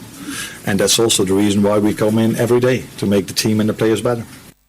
No and slot manager Emma Liverpool Ninsama or the air to and pay na oko Overhampton Wanderers winger Pedro Neto na so ya Demete HM se Arsenal enso edin komo se Pedro Neto emra adwuma emfa emma Lazio epe Nuno Tavares from Arsenal omunjan mum na adwuma emma Lazio William Saliba and Joan Cabaye ono ex Premier League star or say a deba ko pe and I say oya obey super defender or onya sa confidence no sa Sergio Ramos more confidence no onya bi no so onya sa confidence ni bi amasa e say center back say we say open best crowd better more din at the account na Calafiori Demetinier Arsenal for agree terms with Bologna for Calafiori Michel say Calafiori ni die na kuma pa ewo Juventus and opesa oye adwuma ninginam se manager na aman ba limelight ekoye adwuma ade ama Juventus, that is Thiago Motta ofi Bologna na eko na unim se enunti asama ntonto kakra abeto Juventus and Bologna ntem eno ena ama Calafiori move to Juventus no asem kakra abaho na Arsenal dey say ama agree 50 million euros for the center back. Na abusuafo wɔn tɔn no wia FC Barcelona receive 50% of the sale. No a reporter ekensa ene anopay Saudi Arabia clubs no anyabere Kepa Arrizabalaga onim say oye goalkeeper Emma Chelsea okobo loan Emma Madrid medical culture say Madrid and sign permanent or Etihad edin komo say amra na ameta go post num Emma womom AC Milan abusuam Trevor Chalobah a player Emma Chelsea na Trevor Chalobah Chelsea player no dirty teams of Milan ejeche amotwanim say woman san ebetimi akano according to reporter come say anopay HM say Glenn van der Kraan onum ayajuma ema Manchester City on 13 koda and yansam ketokra report HM say Chelsea and edin komo akwani ye pa enche ma pointino na Manchester City consider set that to be say Ederson ekwa o consider Real Madrid deputy goalkeeper Lunin omra na amaya juma emfa ema team no eno aye reporter ekensa enano pay uko Spain they teach him say one Laporta or Sove Barca woman crisis sikasem we bia wia o pese o make statements our team num statement na o making this our signing player bia eno be enkai dum bia da ho is a player we a one Laporta na tina ba hwan ya dey Ellen Haaland say one Laporta Sove Barca sikanu we semnu we o pese o de Ellen Haaland eba no be adwuma ema Barca eno aye demeti enano pay na uko Barca so ya July 10th Hans Flick officially abese no juma di ase na Hans Flick o say oni player bia ni issue bia ono dia fe no ba omotimbo ana be che set ne starting lineup oberuam ananse umram Roy Keane ana catch Jude Bellingham say me Roy Keane Jude Bellingham minim say bon wurim bon na meduru ba bia ase kwan afoso celebrity niema na no ye ni na hu hia sa niema no e se ujai eno ayensema odi atobo eni me no pay Barca wonder kid Lamine Yamal onim sa iro suidie one player amaso football no deba e so ko achi aya Lamine Yamal se clubber ontimi sia kan mo da aya Madrid team no ontimi sia kan emfa mo da biara da oko Nigeria yawo sofu kese bi ho ne din ane Apostle Gideon Odoma na ose manfo sorry na omo compare on Kylian Mbappe say on Kylian Mbappe say ni look alike or say sanya mana omo ye no is disrespect and no ayensema or they etujam and then ano pay Madrid ebeja Dennis Ceballos kwan ano me catch us ombeja no kwan esanse waye bia emfa entobeko na fe baby abonom okwa debebo bi no na whatever 27 years and Dennis Ceballos etimi edie okọ Italy atem Dovbek Demeti chemsa AC Milan strikers amatwe omudim atokrata so no okaho entisa fikra amantibe ansa atem Dovbeka omehwanim sa next summer ometime afanom no be adwuma edi amatim no okọ former Sampdoria goalkeeper Emiliano Viviano na soya o se Mike Mignon say oka best goalkeepers wombo wiasa untime nka enyino emfamfim a super goalkeeper by our standard former AC Milan defender Kafu and able players masa amoya club's greatest club no greatest ever players obusanwa Jobeka Dida Kafu Nesta Maldini Gattuso Pero Sidorf Kaka Shevchenko Inzaghi is missing one for the team and Frank I know a former AC Milan defender Cafu or let's say some of the club's greatest ever players. Omomesia Kema Milana, Omeja indelible ink, Ebidia to Qua, Uboni Dia Club on the Kaino, and Odomudi, Atuka and Ano Pay, Nicolo Zaniolo Macacho, sir, will fit Galatasaray. He's saying wɔwura ɛwɔ Serie A no mu a abusua ɔkɔyɛ adwuma ɛde ama Atlanta fo no makato ama nanso deal no na Nicolo Zaniolo sɛ n'ani agye papaapa sɛ ɔkɔyɛ adwuma ɛde ama Atlanta nyankopɔn bo a next season yɛn sport more ɛmfa mfiri wɔ Napoli sɛ Kvaratskhelia na katua no ɛna wɔ sɛ amobɔ ho mmiɛnsa na Kvaratskhelia ɛtumi ɛtena ɛyɛ adwuma ɛde ɛma Diego Armando Maradona Stadium Rantena. Why not? Ometua na for watena aya juma ete amatino Fabio Capello ana ete atujwa se Kenan Yildiz nyamian nukrenie ocha Euro 2024 na abusia ekosuna one of the players ocha Turkey national team no ma obo juma pa na oye happy fa kodana juma obo ewo Euro 19 years and what day ninyo no oche se oy super player nano ana me catch se Milan asane Alex Jimenez na ano ana Zlatan Ibrahimovic Ibrakadabra o se obe good backup e ma Theo Hernandez na fe de ma koye e de amatino Fabio Capello e de atudwa se star Inter Milan and a favorite for the Serie A in 2024-2025 season. And I'll say, Obebo Thiago Motta baso with a Juma Calafiori, woman aya or no necessary boy in the from left back to left side of the center back. Obo said one Obona baso and no iron sma if you are a tutor and on a play on this note live on Oyerepa TV on this note live on Oyerepa 100.7 FM. Yamo be a good weekend. Na yana ubia ase the sports aloye ni mijemu ede ama offer na oni team no dia kenyina homode atoaso offer medal say 8:14 still on the weekend edition of today's sports baba isa edien abedru 8:14 yentoaso ewa ha emfa emamo Nana Kojo on Facebook was say Nana Kojo watching you live from Teacher Mante. I want all Kotoko news with the Shepa. I want Bright King was a good afternoon Tino Spain will win the Euro watching you live from Dubai Bright King what you good afternoon and just a hoye we are ewo mohono no Kwame ana Kwache Kwache Amponsa sorry was my name is Kwache Amponsa. I am watching you live from Bodriase. Lama Yamin is winning the Golden Boy. Okay, Nigerian Channel pay what they are no. Nana Kojo was the rest of Portugal players were selfish and also there was no team play, only individual play. That is why Nana Kojo message on Facebook on the pay. Kwachu once again was watching us live from Bodriase. Barcelona is the best team in the world. Wow, Kwachi Amponsa on Facebook.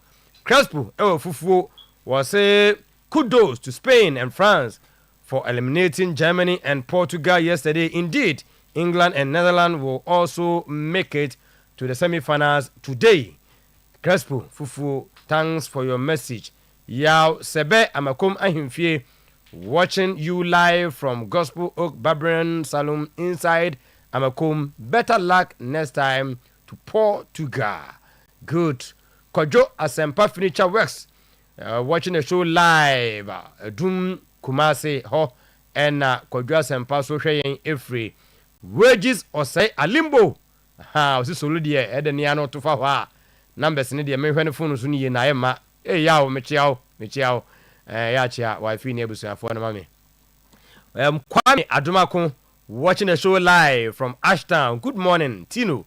Switzerland will shock England this afternoon and Netherlands will beat Turkey. And I tip Team France to win Euro 2024 title.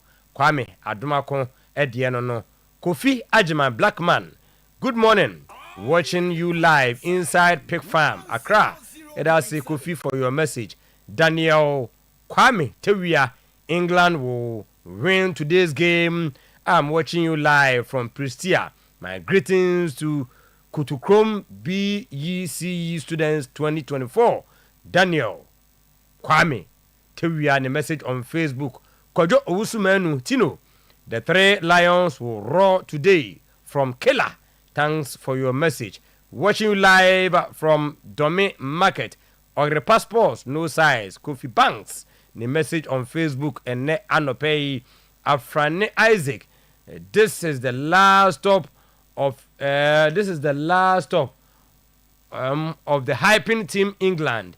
They are not good, but because of the hype, good. Yemfa enu insuwe na yenko yenim ewo PG Collins was a nice one there. Good. Yadasi anopei Yao Osankide. The best sports show is live inside Davis Estate, Taifa. Was say Burkina Accra. I am enjoying it. England will surely qualify and Man United will perform well in the upcoming league season.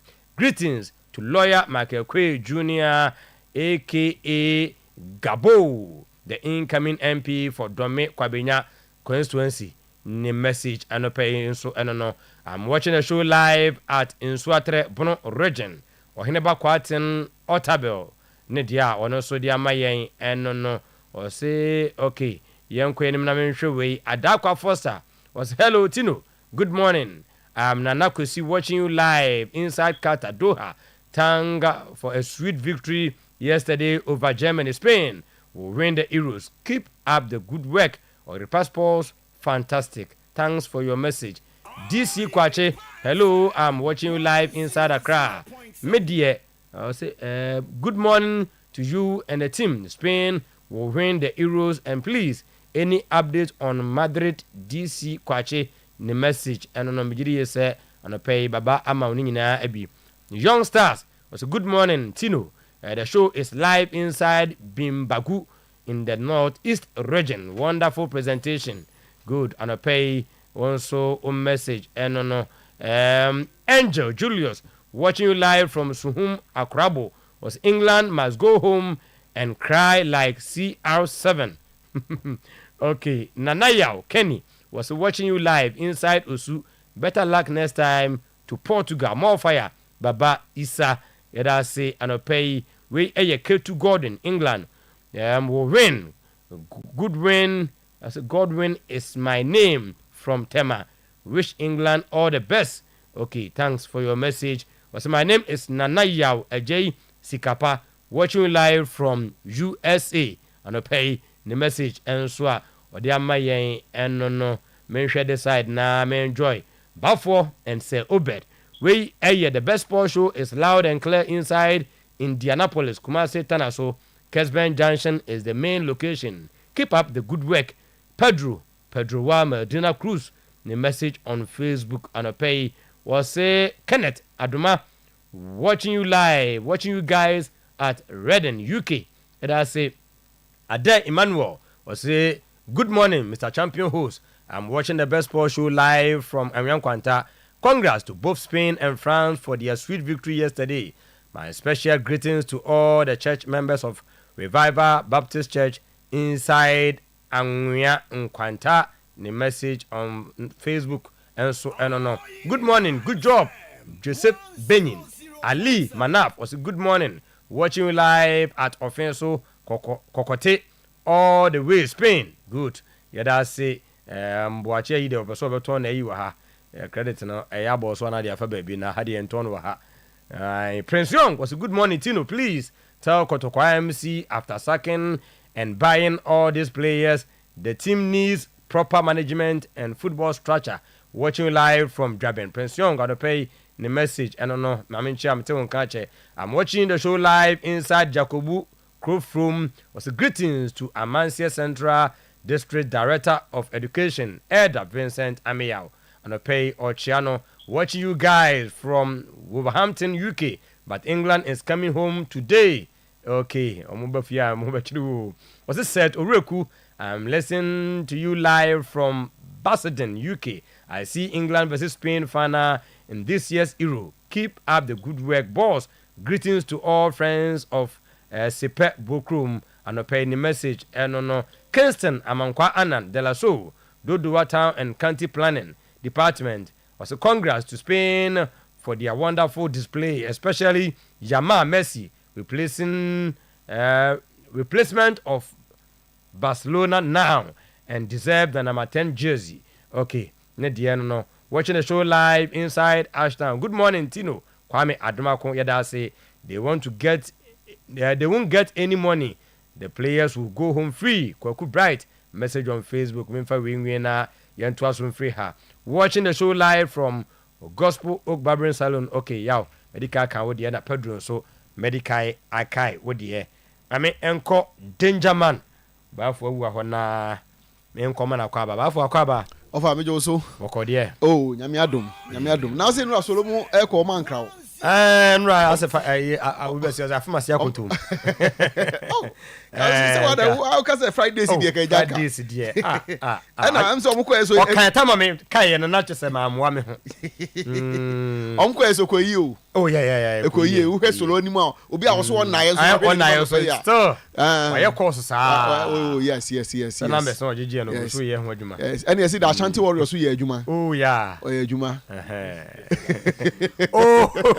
So jeje ogusu ye ho adwuma. Sa obi an so dey ba for ken ko help out aba. No da kakra. Yeah, but na ni sisu sa na say. Ba offer adi we say investigate you. Oba kwa no to. Say obo na ma wati me pie fi ring. Say referee ni kan. Ade na no oda bonten wona ring ni mo so wo kan. No kan. O kan ye o say ada kwa no ho na enya dia na. Akwa no bonten nipa na apia bo. Da bi kwa no ho twene ade no na. Okota bonten wo kan sen. Oben na we na kwa no ho twene ade no no fa mu. Nim say. Eti dey say investigated because it say ring na enya papa. And na say akwa no Yabuna so was a so I can say because like say other ones no utimi free use this. How pay free ring to abontin there we dey no dey mum there. Na ba ko so SG mo. Na no ho den there say ni kwa say abu say. Fence Ashanti Warrior. Anti yemo Ashanti Warrior abaso. Okay. Warrior. Wana oya Asante Kales no. Ona abobo bia na pia abontin. Pia abontin na. Na we what the buku mo mbabo no. Kumasa na odi guru na go for dia. Onti kroma o. Boy no onti kroma o. Boy bukom boy. Oye obi oti akra ne boxing na okuna kra onku kroma kra. Anra o we delegation na fi akra na buy Osibo boxing promotions. And the Kumasi edition the bread. What African bout. Never feel me can Tabontina walking. Obi me Ashanti Warrior supporter akwa na for the same so money ma referee that's what kind okay we me dey nine asem but nice boxing there one of the sport am papa in fact ni so yeah papa ni penny so e manage home papa boxing papa na say we home fans be ma ko elu so na say home fans dey anodin say no e na omo the colors na tantima colors no edura no omo the share no na mo come na na golden stool na dan chi omo the golden stool atu na chi o ka Ashanti wa idea na say so design wo ma design atu atu na chi so ho oh na ho so ofe omo mo kokra bet say we use bet no kra no ni kra no so baby girls no and yes amamre da ho sa o so yo no mo ye ni na bi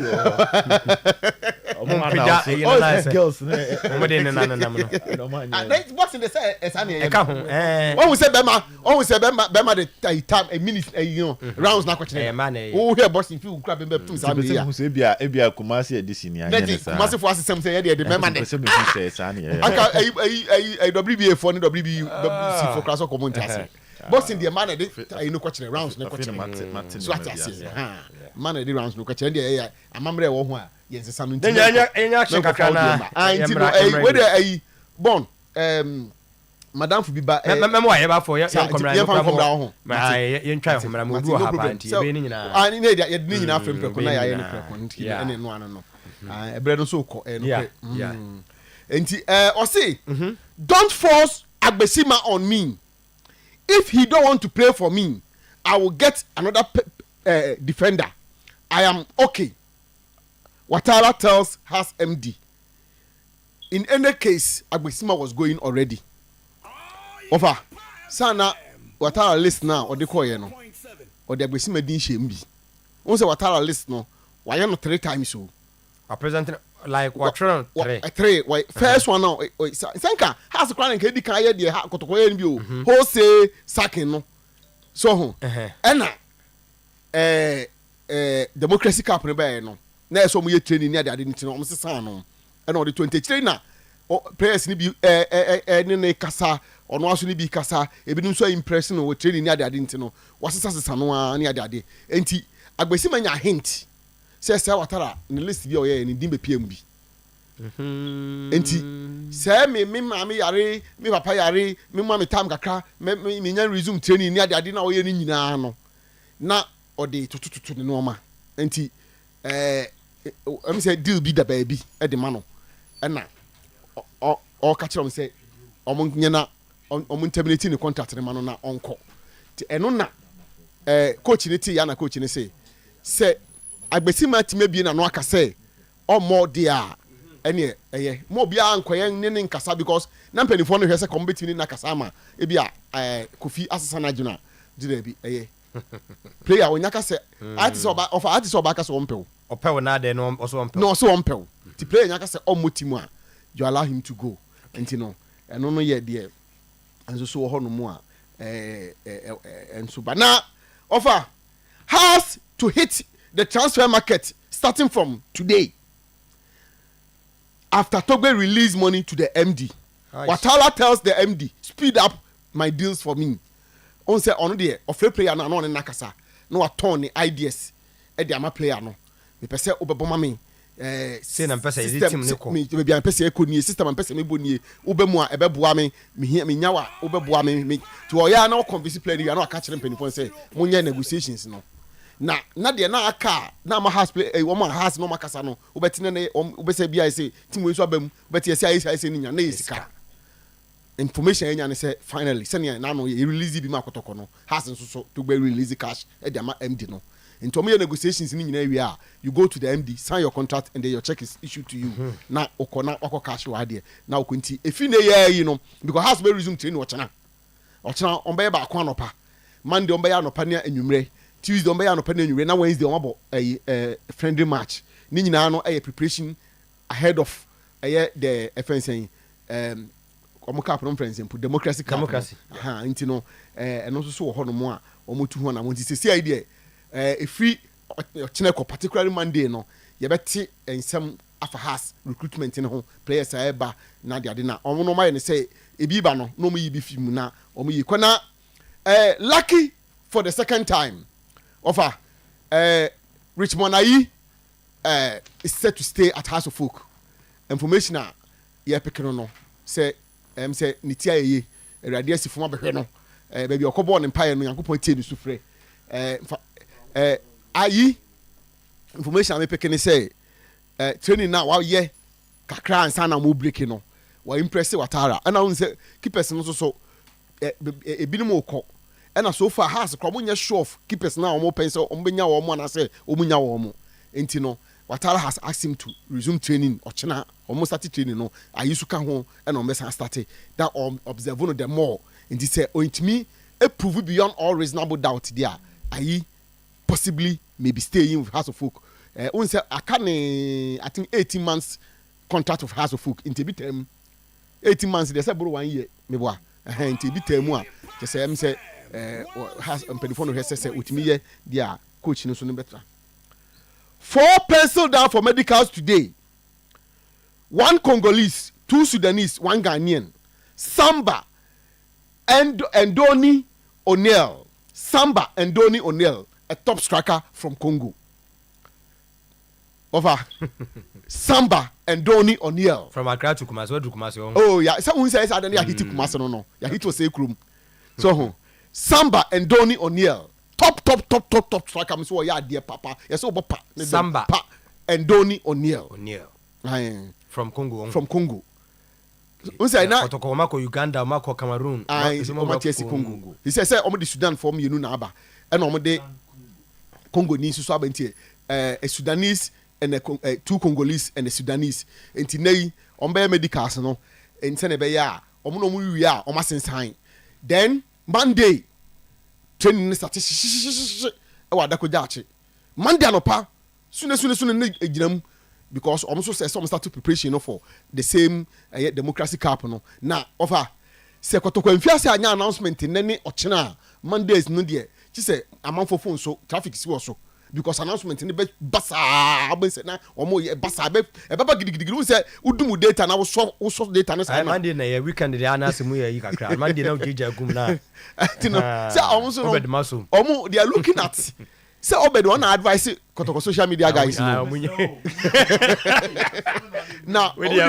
they're looking at using the signings to build a fence saying more kind of saying send a bank for because social media build numbers for the almost social media, particularly the YouTube no and you know or my what keep at tight send a bear yenti near me but o me there betty o me there betty into over a few Monday code you better a lot of signings being done by Kotoko and also from Kotoko angles no or Mombe comedy cast and me sure say by Monday no unse me ka say ken rakra na say nim back na entry there on KB and Kombe but say they will have to sort things out with Olympics but between the player and the club there it is done nti Kotoko ni na wi akasa mo Olympics be wi ho nsensem no na bia no so mo pia atum ni ade nti no the new striker for Kumasi Asante Kotoko Samba and Donny O'Neil from Congo of I saw ya ade that's why idea.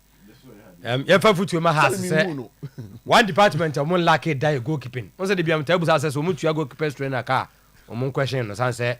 Yes, a bandit Daniel and then Pomo pay. Samia J. Samia J. That's what I'm a crack of flashy ho. Kakra to a more chassis and pay from Makati also top notch. Has the goalkeeping dear. I better be more lucky and your plate. So when your goalkeepers room now be etching them fadia. Yes, I do. Are you the end the psychological? Okay. I didn't the psychological. So much psychological. Me feel say as say prepare the mind no very well. We say some mistakes be and my supporters no to no go no so and at that time has a focus not getting results. And he say as a player or a goalkeeper, so we hear that elementary or monumental mistake no na say affect team no a obi ad na ni ba behwe and abeka ya just around a hona no omukọ I think say tackle say samatesa okopenti na nim no. So on man painting anymore. And I say Obia can say okra no oh yes I know we are still you're not getting us the results that the team requires. And he's not that much a bad bad goalkeeper. I do a bit on the base save has our demunia they a good penalty saver or say penalty power there make man say Ghana keepers or winning penalty cheaper no or can who be and break into the national team the junior national team man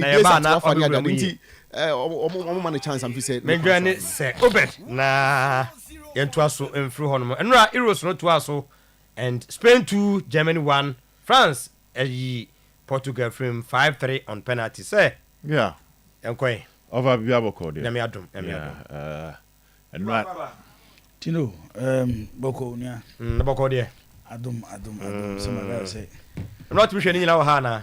Oh yes. Hey. If you have getting closer to Jonathan on the crowd, never go understand. Me capinti we na say because no. Why? So have baby out here. Ti edun finfin e chemu. Na me so me transfer to flyers as you na on to aso. You can go see na you ho Star Junction. How dey no abeg no. Na me jani si o but oduro na say the ni pesi go mo peka no. Hey, at that time I don't know what with the Monday, me say me can e. Na me can e. Na say no pump kai no. Now we see can reduce. Na wo dey enti dey si wo ade wo ka so bi ni mo dey o. We see can reduce. Any e papa ma, Clementino. Ya kompe be din kase egu ya.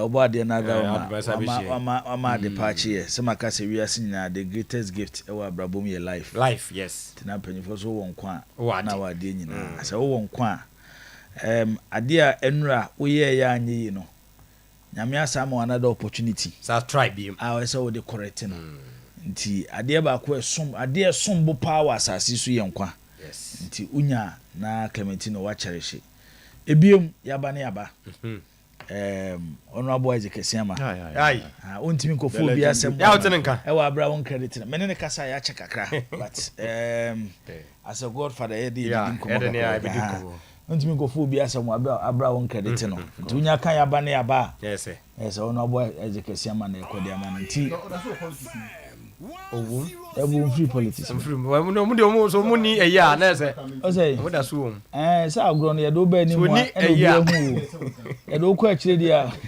o sha na gra na wo work ba e do ko akire at parliament no and just back bencher by now e say ka wo ye o leadership no na front runner say obi o sha no nim de o ye ono decided to stay back seat kakra because of enyoma bi no de me ntimi no nka no ha so ne me che no o say we MP wo mi krum de yeah I know ntino olusu ni seat no yeah olusu oh yeah obi abetu no and he will not be going again oh okay so party we need dia betimi nya bebia ko tinyo mebu a wo ba fo say me ntimi no nka so ne me che no adentia obi MP wo mi krum no e bi na de me de no waka o tete wa da wa ma adwuma no de awo ai kila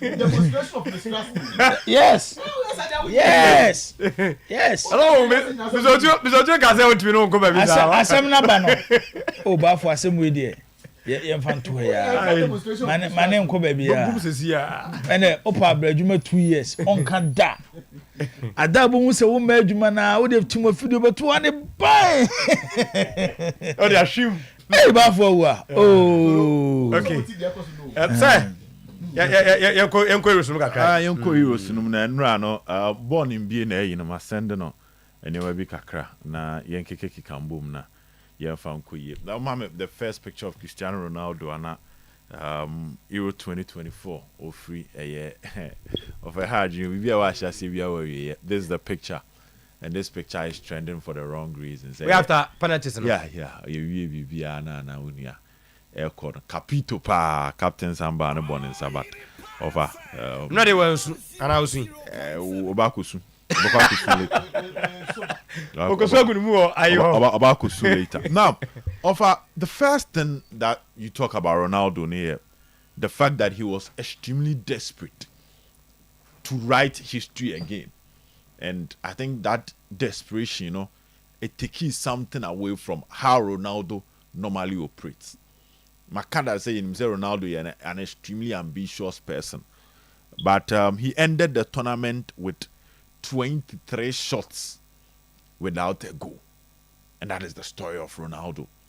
And in the last 61 free kicks wabo international level, emu 60 entimian kotonet. And that is the story of Ronaldo. Mehu say Ibrahim Afala commented Mehu I want to see I think Kobo Basa. I want to read another comment also from one of these pundits. Imenya close to be 4 pundits. Say Portugal were operating with 10 men. Now the story would have been sweet if at the end of the day Cristiano Ronaldo timidi omoje. But the moment Ronaldo intimian performance sail it through no. That is where critical analysis on the performance of Ronaldo yeribe 2 tables so near pensim. And of an okweni about I think Ronaldo to some extent in this Portuguese team was a blessing and also a curse. That is Ronaldo in this particular Portuguese team. Yes. No, no, me. Because I think say Portugal drew a level beer and Ronaldo should have been a squad member instead of a regular starter. There are some of the matches and Ronaldo free actually never. From a tactical point, the entire so a blessing here. If you're having Ronaldo in your team, center backs struggle to leave him and join attack. And no dear we free man. There's no coach on this earth. Even Ronaldo at age 39. And Obeka say Ronaldo only about defenders in Munjan Hombre him. But you can have other players and there will be just one player monitoring him, whilst the other center back will have the confidence to join the attack. That is the blessing part. So with Ronaldo in there and having the attention of at least 2 center backs, it creates an opportunity for the wingers to have 1v1 situation with the fullbacks. One or the other, the average position of the opponent, or defense, it will be difficult for them to operate with a high line defense system because we know the pace of Ronaldo. Also, Ronaldo pace not conformed here. But he himself was the final third. Despite a 39, he's still a monster. Ujana. Again, his movement is something you can't take away from him. And the defense keep an eye on Cristiano Ronaldo. And that is the blessing aspect. But the curse aspect is that there are some point in time in the game, okay, you need other players who are mobile for that front line variation. And Ronaldo, to some extent, only sa element nisa. His game is one way at the moment. He only comes into the picture when his team is having the ball. Okay. Now Ronaldo cannot ultimately get what we call positional swap. Enko wings, enko chiching. But first, you know, can Ronaldo say move out left or move out right. No akwa damage whilst other players can do other things. But now he's not having that ability. And today the anakwa nim hono jina sa. Tibo na mba omoshe. And the coach also struggled to take him out and change the system to move with young guys. Tina me say oh yeah blessing. What is the problem no? Then another man anything sa coach no. On say the influence of Ronaldo. Okay. And the fact that he still believes in himself, no, he believed that he's still up there, but he's not up there. And the quadru level, can be a match where a man starting free bench. It should be something as say free on one ever. So you had a manager that wanted to please Ronaldo and also get the team moving, which to some extent, young Kano came forward, baby, and then race against France. One thing that I realized that Portugal and France game, both teams decided, say, listen, they are going to sit back. And it wasn't that interesting the way people wanted it. Because the kind of attacking asset are both teams in one. End to end. But you can see that every club or every country was trying to remain cautious. And that is the story of Ronaldo. Not the best of ending the way he wanted it to be. I think this Portuguese team, if Ronaldo will still stay, so I announced a retirement, nobody stay for the 2026 World Cup. So free bench there should be an understanding that he will be a squad member, where the team will be built around different players. Oh, said they could fast somebody by or qualifiers. He scored 10 goals in the qualifiers, more than any of the Portuguese players. So all the American, and then no money, yes, he still have it. But I think, say, no need the energy to play match in, match out. Maybe Uncle Botu bia no agena home make a free bench no aba. Maybe our starting back. Now next one agena home. Okay, you know, there's a power no kuda on Ronaldo no so there. So coach you also yes sir. On say and the coach in me yes sir. Then away. On say their coach bia na how ye nyoma. Your coach go ha, he will manage him. Zidane ye bi wo Madrid o. That time can now undo this level, but Zidane manage him. There are times you need coaches who can sit players down. Let them understand, say, at this moment, you play so much you'll be of so much benefit to the team if you are coming from this level. What do you about They are his free kicks. Free kick go and Ronaldo no kujina hobo. At this moment, the technique no they born. The power no they born. And how desperate and then any brain, the statistics was pointing to a fact that there are some of the free kicks so Jamo Bibo. But Chama be jina where they cast all manembo. General ba could be baby and that power right ho. Now I'm going to Ronaldo Jao sax myself or be born the same. Sometimes Bruno nya bobo and so exactly. So I think it wasn't the best of ending. And no Kassan wasn't the best of ending for some legends. It wasn't just Ronaldo. You also talk about Pepe. Pepe at age 41 put two massive performance. How celebrating blocks, how celebrating interceptions, how the passion for what we call it tackles or tackle. How not the passion or the move in the team. No, it would have been a wonderful story for Pepe if Portugal was OJ, but that wasn't the story. Of Adiabiba, Madrid for no, Omoya tournament way. Mbappe is not doing so well as an attacker, as a striker. Yes, it can be part, but he's not doing so well. But it comes back to how Madrid will use him. A problem, tournament, and all that, but the signals are not extremely positive. This is a French team with top wingers. They put Mbappe up front and he struggles. Yes, it might be just a tournament. He might be having issues, injury and all that. But Adia, you look at those signs before you start asking critical questions. How Madrid? On say what's the deal? And come on, be idea how Madrid can maintain Rodrigo, Vini Jr. and Kylian Mbappe. Over, I think say for the sake of Madrid's improvement, and Komuja Rodrigo Kwaya Nkebebomo. Omunye ska, omunja boy ne kwan. Rodrigo. No mun keep that front two. Send your ball no. Vini ne Rodrigo bon. Omun keep that 10. Not Bellingham on bonnet 10 na sometimes we may as a false 9. But to satisfy that front three, no matter how beautiful it looks on the paper, I think they will start having issues. Maybe Ancelotti will be a different manager than Didier Deschamps. Maybe Ancelotti will have answers to that problem. But I still fear for Madrid, looking at how they can get the best out of all these three players, keep them satisfied, and maintain the balance of the team in competitive matches. But as a France acquire without an open play goal. Didier Deschamps didn't name own goal and a penalty na the name and the ababe drew her. Baby, I'm not offer.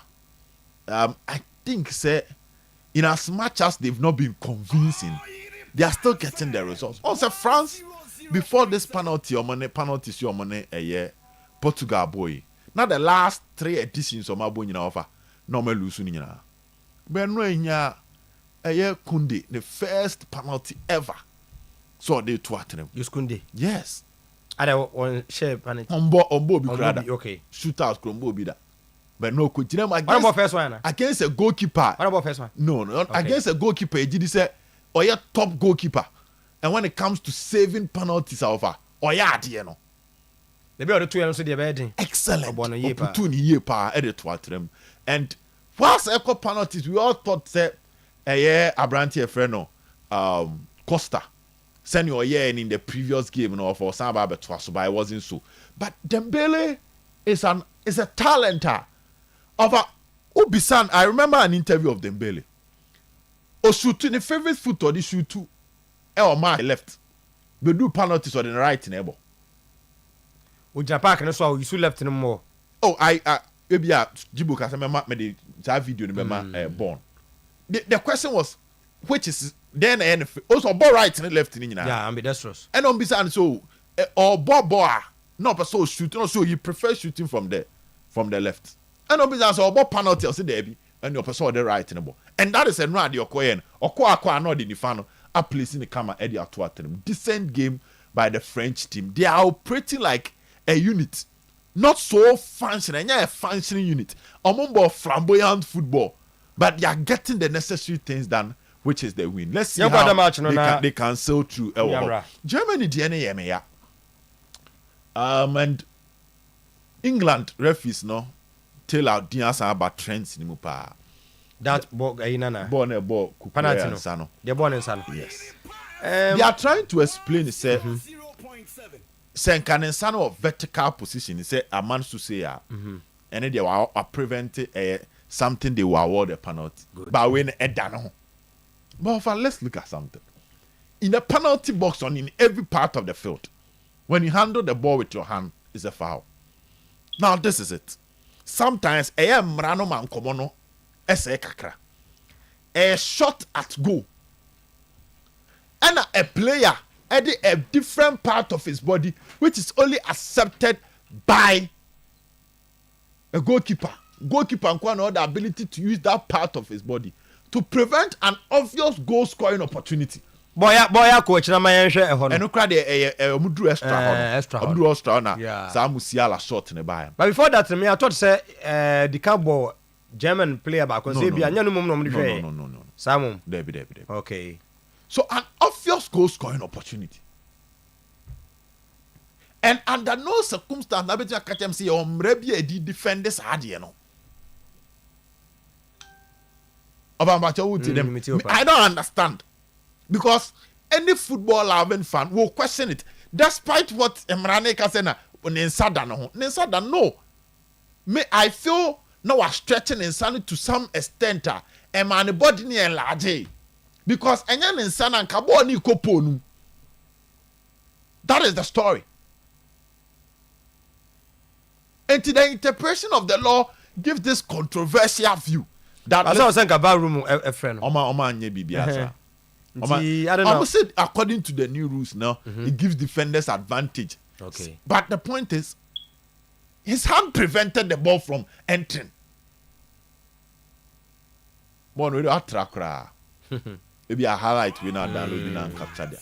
His hand prevented the ball. It prevented them from having an obvious goal scoring opportunity. That is the bottom line of what they make an say. But this is it. Okay. Born in here. Oh, maybe a keeper Nigeria. Any baby or ball, baby a ball fan. Go wide away from the goalkeeper. The conversation is Ninsane Dano. Tibo na born Ninsane Dano. But a free nobody no kakra. And I born Ninsa. If you are in the shoes of the German national team, because in the final na Dan Papa Bunkum na kakra. And born with Chamwa Echo is heading towards the goalpost. And over yesterday, I could feel the pain of the Germans leaving the tournament in this particular state. But you have to give credit to the Spanish team. Over Dani Olmo, and 2 goals from the bench. And when him dama me Spain team ni game number against Albania. And I'm better now I can say, coach not changing virtually the entire squad. A parody a new system or new players. Have not qualified, not qualified. But they maintained their system. And the players from the bench put up a kind of performance. Now how much difference between the main squad and the second team. Yes, the angle will be the opponent. Storyline be opponent, But clearly, if you want to see that a team can progress and do wonderful things in a tournament, look at the impact of players from the bench. In the one boss, I born you and better say Spain team no be home ye because Monday bar virtually the second team. Jesus Navas mo Arsenal goalkeeper right Amodebe Tumu Dani Olmo putu up Ferran Torres mo putu up was our born. It gives me a lot of confidence that the gap between the main team and the second team or players on the bench and they can have impact whenever they need options. And I know Dani Olmo free bench by Ebe Jumano. Miguel Moreno also na de back on ede eka ho ede ma Spain. A sad ending for the German team. But Rudiger on the second goal. Put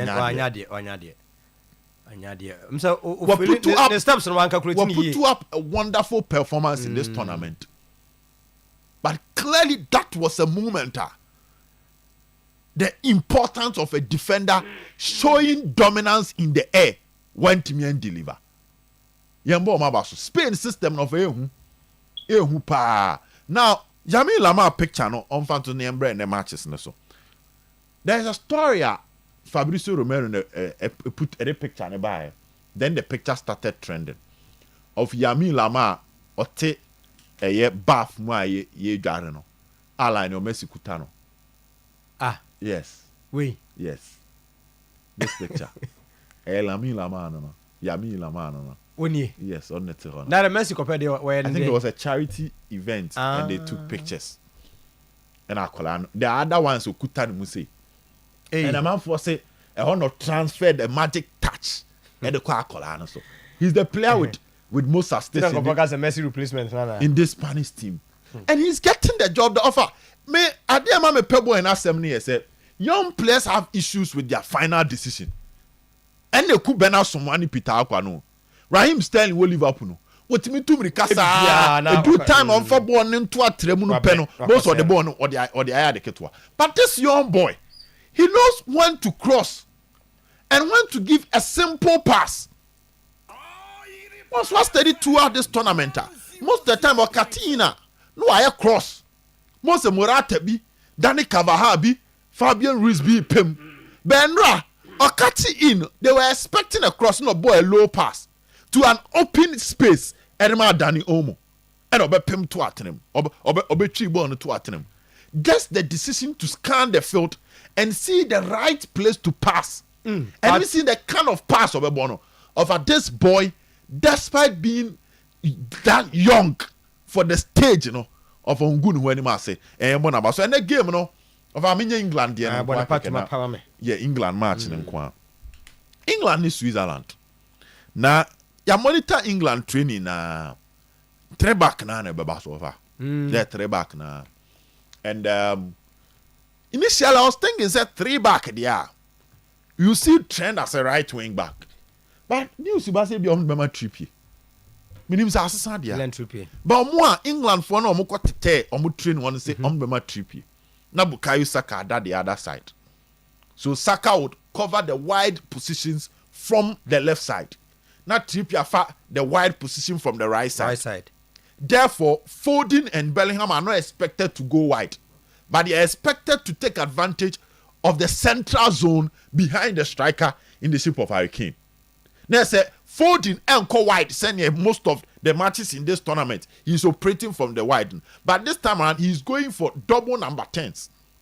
The number 10 for me, further than the central areas. In Man City, the Bruyne Faha, now ebia Gundogan Faha. Time Gundogan call ebia Bernardo Silva and both central zone ebia Foden. So he will form a triangle out the left side between Bukayo Saka, Onufu Foden, and Declan Rice. Also, best about double pivot into more triangle. Now Trippier, Menu, and Jude Bellingham so form another triangle where they also operate on the right channel with Harry Kane in front of them and having a stable back of 3. This is a system I believe can work for England. Just that, more ball against a sider, you struggle to know who is their key man. They have a lot of engines.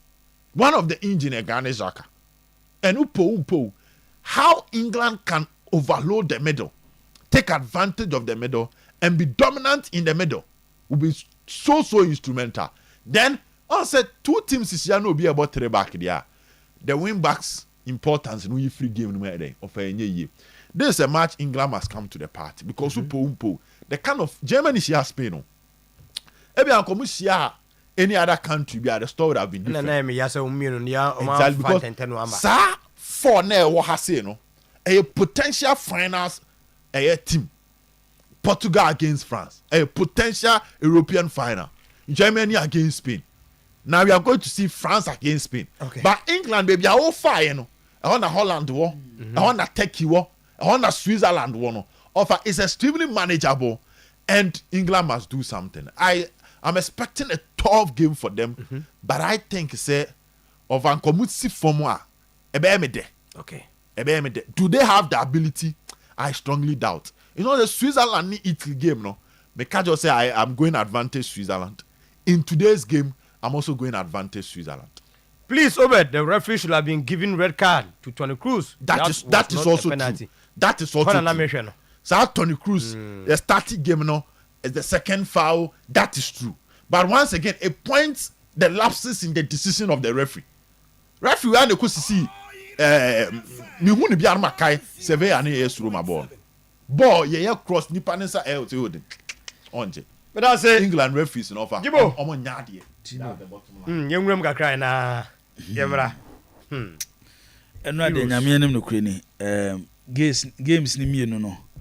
Live up to expectation. Wo mu say enebo na yebo no Clementino.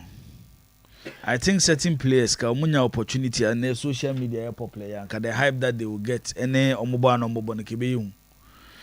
And I may Portugal and France na and I'm say boy I boy pa. Yes, we talk about Mbappe, we talk about Cristiano Ronaldo, we talk about Rafael, we talk about Ousmane Dembele. And the idea for a long period, for like 3, 4, 5 years, Makasa and the reason why I feel say coach na be more important in the recent game na yebono. And the footballers are adults. But Caneno Clementino, si e kase we nim ball bra o ade bi e demo sonko. And they do nim ball bobi and the ball woni America too. Aname boa. O de bobo players no mo ya de na he almost strength. Mbappe o do boko. Ya ma e kra so do boko. Vini so wo no so do kwa Salah crowd at a point on Salah to both a majority of players in no winning bono almost strength a miriketu omonya architects omo nyini bibi Clementino was at the end of Gina Park so now oh ye bibi obi antimi nye bi yes tieno me hwe ball na am ade die and it's good me yonko baako ono so AC Milan ni me na kasa de na for a long period say the gap in quality is not that huge because first na Clementino you can't football one asem no they were equally good coaches who but what other players were giving us their individual qualities and no showcase no na me mo coaches din sa any na coaches say dey yebebo Pep say Pep e coachi Luis Nazario de Lima Tino so tell me say and no na man focus he had opportunity to coach Messi. These are architects of the game. And no every game na every year na me so na mama nkwohwe that France Portugal game in 2000 still remains my greatest game I'm share in the European Championship. The France share Portugal 2-1. And the highlight of the game was the best player of the tournament, Zinedine Zidane. And Mekase, from time I started saying European Championship, my first proper tournament was 1992. My 92 in Sweden, my 96 in England, my 2000 Abra Belgium Netherlands host year, 2004 Portugal host year, 2008 Austria Switzerland, then 2012 and Poland 2012 and Poland host year no. Was it Poland Austria? Poland Austria. So on the channel. Then 2016, which was hosted by France. 2020 England and away. January kwama 1, 2, 3, 4, 5, 6, 7, 8, 9 European Championship. You're born 4 years bia. What's it easy? Manya butra hwini nyina and the best individual performance I menya from a player. So we do the musonko was our semi-final game na born in 2000 France versus Portugal. Sadia na Zidane de year Portugal for no. And no share boa or born as I no Clementino, it tells you why they me say players ni be enjoy a hyper. Senka Zidane mo, Senka Maradona mo, Luis Nazario de Lima mo, if they are in this generation and kebe hu. Cause they no mo de born ye no. And no kwa no faso born mo born no. It was not that easy. I born again crab boy on the screen now Tino we France ne Portugal 2000 we the watch Zidane hwene keke o de hwe no watch Zidane ade a ojebo no de ball ne ye o de hwe no hwe ni din na hwe de ball ne ye no ene wunya players o mo ye yes anyoma we wo hwa na obi akota internet no de Kevin De Bruyne akotutu Zidane no aya na ya asemo wo gwa bo se internet ya sore ya si Jude Bellingham ni Zidane adai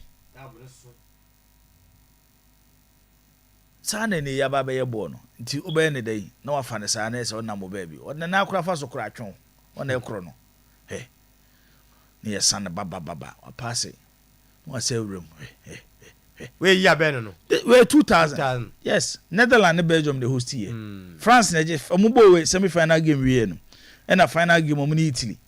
No mu share Italy 2-1. Ayina share first goal. Marco Del Vecchio for Italy. Sylvain Woto 80 and a Trezeguet share the winning goal. Edema France no mu share Italy 2-1. Now what show quality of players na Clementino who say and then nyoma bebre asesa wo ball nim. Spain any Germany game no mo boy no. Eno American wa say Spain will beat Germany. Spain any lack when it comes to major tournaments now omumiti host nation. Yabeti in 1984 when France hosted the European Championship. Now France was the Magic Square. Platini, Tigana, Dominguez, leading the French team. Almost Spain. Yebehu Spain in 2002 co World Cup e Japan South Korea na South Korea yi o mafrim. Yebehu Spain in 2018 World Cup e Russia Russia e hye wo mo. It was my Spain na no Clementino omo record against host nation en sheda ni so. Eti enra de course no e historic. And omo nyoman a omo tashe Germany. E Germany home. I said the last time was around 38 or something. No more share Germany or Germany home. Nti ache. By enra they had a certain belief. Nani da so wo say they can do something. Na on say Tino uti hey. Eje o man o mo say 3. Ha. Me man na say 1. Na mami you know. Okay. One way about ko be fa microphone. Da channel so usua Clementino. Ubeja bibia to asase so. Saa de na wo ye no Clementino. Ebia so bi betimi aye saa de ni bia na ye oba. No be saa de ni bi. Ti said o sorry anopa. No wadware. Wa hye watare. Mkwa na busa da wo kwan me kwa adwuma wo ye adwuma wo me ye adwuma wo repair me ye de wo se me kokasa o microphone mo. Uba TV so ankwase dada na da so no e bia no pa ya makease kwana na kwakum heme omoto no mo hwe oni junior mo da chi bube hu an so baba akọ no so ata microphone sin anim a ono so kasa ana abeye bibia e beteki wo oba na Clementino obetia abeye saade ni bi eno na kwasi bronis women eno a game na ye boy no Clementino ba bia bo game ne friend Stuttgart na Stuttgart for stadium ewiase ehu ye bo game ya na Spain for share first goal Danielmo ye nenemu ena Florent Vis ebe take Canada ma Germany ena game equal extra time Spain for victory Germany for victory ena from take Canada pressure na be di yes e force ye bo game edu 119th minute se duru 120 penalties na aso yes kakra bi referee beto so ne yakobo abem ama ball no yakobo penalties Clementino yehu ya ne se Dani Cavaya nya ball bi on the right and o pass it to central ekoma Kukurera yehu ya so no so move ball no to the left side of Spain attack e dey ama Dani Olmo na Dani Olmo cross ball no abro cross ball no ye nyina nim se Rudiger na asset back yes area doors se ball nam wiem a Rudiger can sa defenders so betie Rudiger bom pan difficult the man striker se ombetimi ni Rudiger challenge e wo ball e wo wiem but surprisingly Clementino Rudiger enim no se ne calculation o mix you se dey o afa Rudiger na se wo tia hwi so ye dey o mo ntimi anjam pimpo yehu ya ne sa branch bi e fe se Mikel Merino na di ni ti abobo ma boy internet ye we ya yes bo ni na the skin so no Mikel Merino you ofri hefa obo Real Sociedad na ye problem na she go ama Spain a qualify to the semi-final of this competition ankanyo no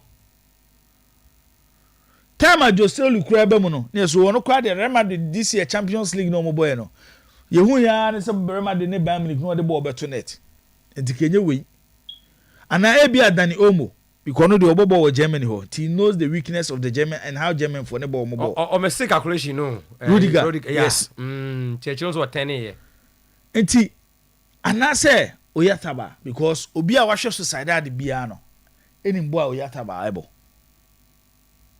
especially in the Spanish La Liga but play obeshe again go ni Mikel Merino ewiase enwonwa biem o Clementino unim say enra 33 years ago Abrante no say winning goal the mass Spain no Mikel Merino ne papa ne fen Angel Miguel Merino no bo Sasuna stadium here bobo ya o and Osasuna ekokobo against Shaka Wofo Osasuna e victory no na oru e fen say Angel Miguel Merino ono na na goal di ama Osasuna ne ba na na ono so she goal di mass Spain enie omuni Osasuna eni 1991 33 years ago. Eti no one who share game ni bia no. Time a Mikel Merino share goal. No. Unso ko gina flag no twa ho share na oye no. The same celebration. The any papa ye na no ano no so aye no. Wow. Interesting. The any papa ye no eno ano no so aye no. Na enya nwanwa. Me who say me sin kan like no probably to was we share goal like we are so edin. Enya nwanwa. Wow. Enti guru nyum na nie. Enya nwanwa o se nwanwa, enya nwanwa o se nwanwa enie. Sa na wi ase abrabo na tie. The time as Spain airport bi amana shegu amana qualify wo no. Obeka say Spain coach De La Fonte we magician. Mama me papa celebration so na me hwa de. Obeka so a magician. Odene bem no na she the winning goal ama Spain I qualify to the semi-final of the European Championship. It's born again kwa ne papa de neni. Wow. So eno so kokoye. That is the beauty of life and football. Did they be on some kajo say wo hwe bo amen hwe ne say oni je ho nko a football e kire nyoma bebre. Yeah. E kire nyoma bebre. That is the story I see enra. For the Spanish national team there, yenim how ABC describe them as this tournament. They always find a way to beat omo opponent. So na be show mo first. On be fa kwan abete abehyew. So mo so na be hyew a on be to aso asa win game no. Say no be ka de mo ye hunu aso mo bo ase team mo minim so for stars no. Wa maintain since De La Fonte is for a team no. So men fan say we bought 30 games as head coach for the Spanish national team. Players here who am about 85% of them. The first level on times is ano. Am I consistent? Kakra bi ebewura mu. Say Yami Lamade na nsen ya no pejai. No dini be wura mu. All starting na yukwa no obo Ferran Torres. Na omo ye no Ferran Torres Barcelona team so de bia na oso was memfa ho. Na Yami Lamade bai. Na midfield na ye kan ho asem no. He has maintained that midfield trio of Rodri, Fabian Ruiz, and Pedri. In most of the games, the Ahana Pedri ni injuries. It only wa more than you more better quick. It's a team. The coach and the players no are consistent.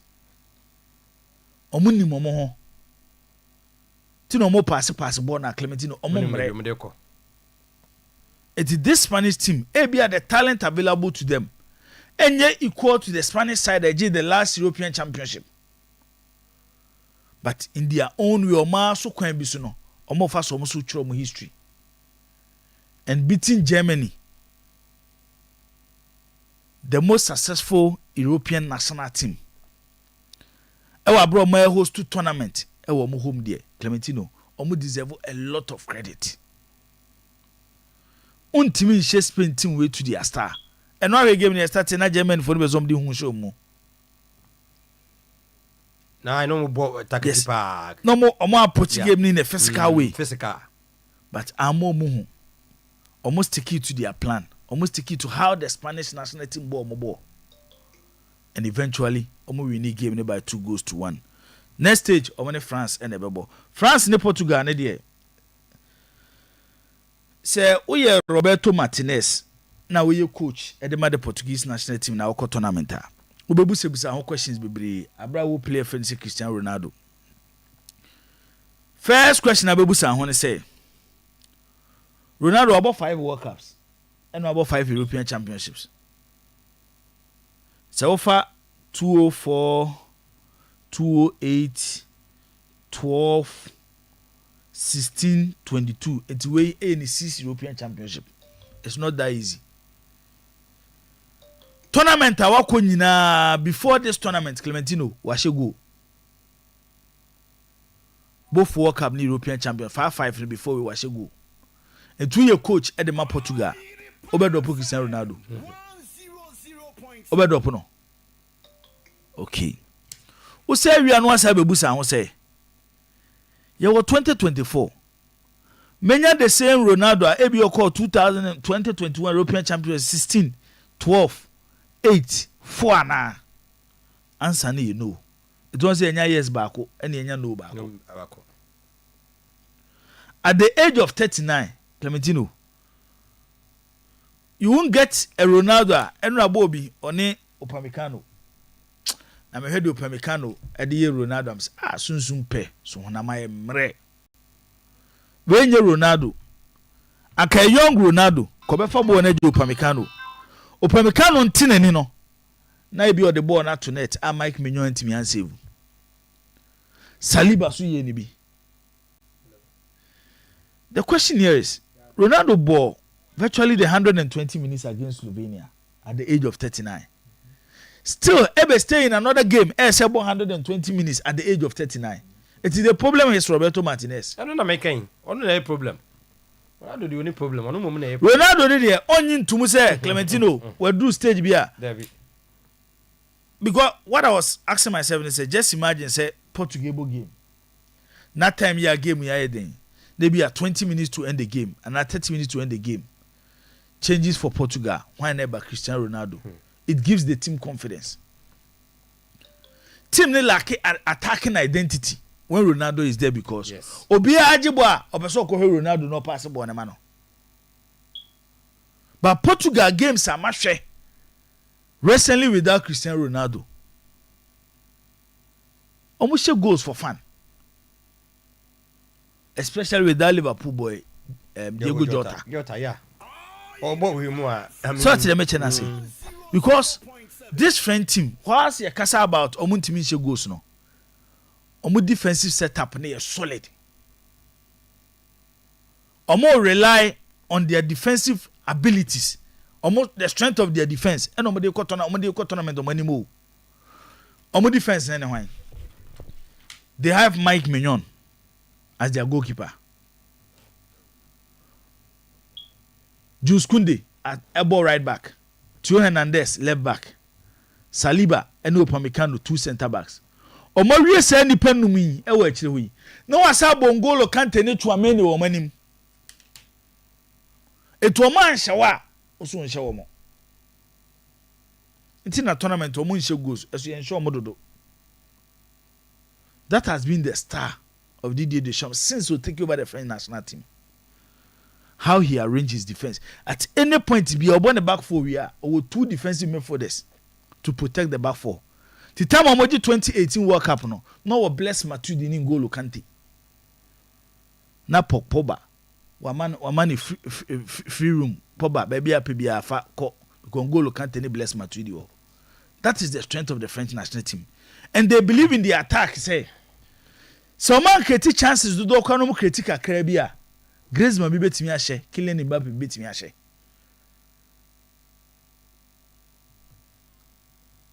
Attackers every new games. But Clementino defenders every new tournament. Etu do bo hu sa agro e be hu ana France fo yi, no matam cap no mo desne. And teams na aka no, the only country that can stop them is the Spanish national team. And no crano, they need to fight above their strength because of our defensive setup. No? It's when you put Cristiano Ronaldo against a well-organized French defender at the age of 39, he will not function. Wouldn't be a hammer Tino. Before Cristiano Ronaldo, ever the key man for the Portuguese national team. Now, Omonje tournament biao. Yes, he was the star boy when they came to the 2016 European Championship. And you don't know, boy, I asked an knockout stage once you go beyond. Meboa. Obabo 2018 World Cup. And you should see you. 2022 World Cup, the same thing. 2020 European Championship, and also knockout, the same thing. And Obetiase, and not the America say, there are certain players they will end their career because of when they say the modern game next year change one him go and him bono. There are certain players football will not respect them, especially under this generation. But can maybe a trauma, and people will recognize their contribution. There be America say, Obi say Paolo Maldini, Obi say Roberto Carlos, Obi say Ronald Koeman, Obi say Franco Baresi, Obi say France Beckenbauer. Some was our generation we are. Who will talk about them? And now watch Pepe. Go and watch Pepe at the European Championship in 2016. See a Bobo Clementino tackles be or any saves be or equal to match goal. And now he's Oshe at the age. Pepe was a 41. Now a boy obo. Until a time to move on. May I sure say Ronaldo be person beba the 2026 World Cup. Ewo Canada, USA, Mexico. But Eden, Kakana Yehu Yende, so Roberto Martinez had another opportunity to coach the Portuguese national team. He should start building a team. They will not focus only on Cristiano Ronaldo so be goals because ebre wo hoi tino ye ni kaso ensuo so echeto ma ehia nti de ekosi ye an say ye wie ye no na France na abomoden ahye oman from say Portugal almost they call a semi-final on penalties and the games na ebeba so no England ni Switzerland me pe Gary Southgate adwuma no ba Clementino England for MP ekwan Southgate efa so ene ne team ne bobo e wo tournament wi na abanesa because Southgate raised the expectation of English no and they England abedu level a ye ko tournament a they feel say omo were the best players at the tournament at the tournament no into meeting we need tournament no adwuma we nyina Southgate because omo ye consistent. England abo World Cup semi-final. With the last time on World Cup semi-final was 1990. England abo European Championship final. Even the last World Cup na boy, you know. And the finalists of the World Cup are France in the England film. Into England are closer under Gareth Southgate to winning a trophy. Something that England as a country since 1966. Tino muntimi nyeye ba na di asesane say upon sa achievement in na Southgate dia momin uko English football club dominate Manchester City almost na bobo efe and ye to manage Gareth Southgate because he was fulfilled bi wo team nim or ye EPL player of the season Ebia John Stones wom ekwan Pep Guardiola faso use no they won the English national team and you sa players net say the Pep Guardiola use wom no enyeye nti omani nje de Gareth Southgate no matete report bebre say na it's likely so be move to a 3-back with 2 wing backs nti on be defend possibly with 6 players they be 6 ni say whilst the 2 wing backs be act like attackers midfielders defenders no abeka the 3-back no no abranti efen say Declan Rice additional defender na no be try say obema obi ti say Jude Bellingham Phil Foden free road to operate.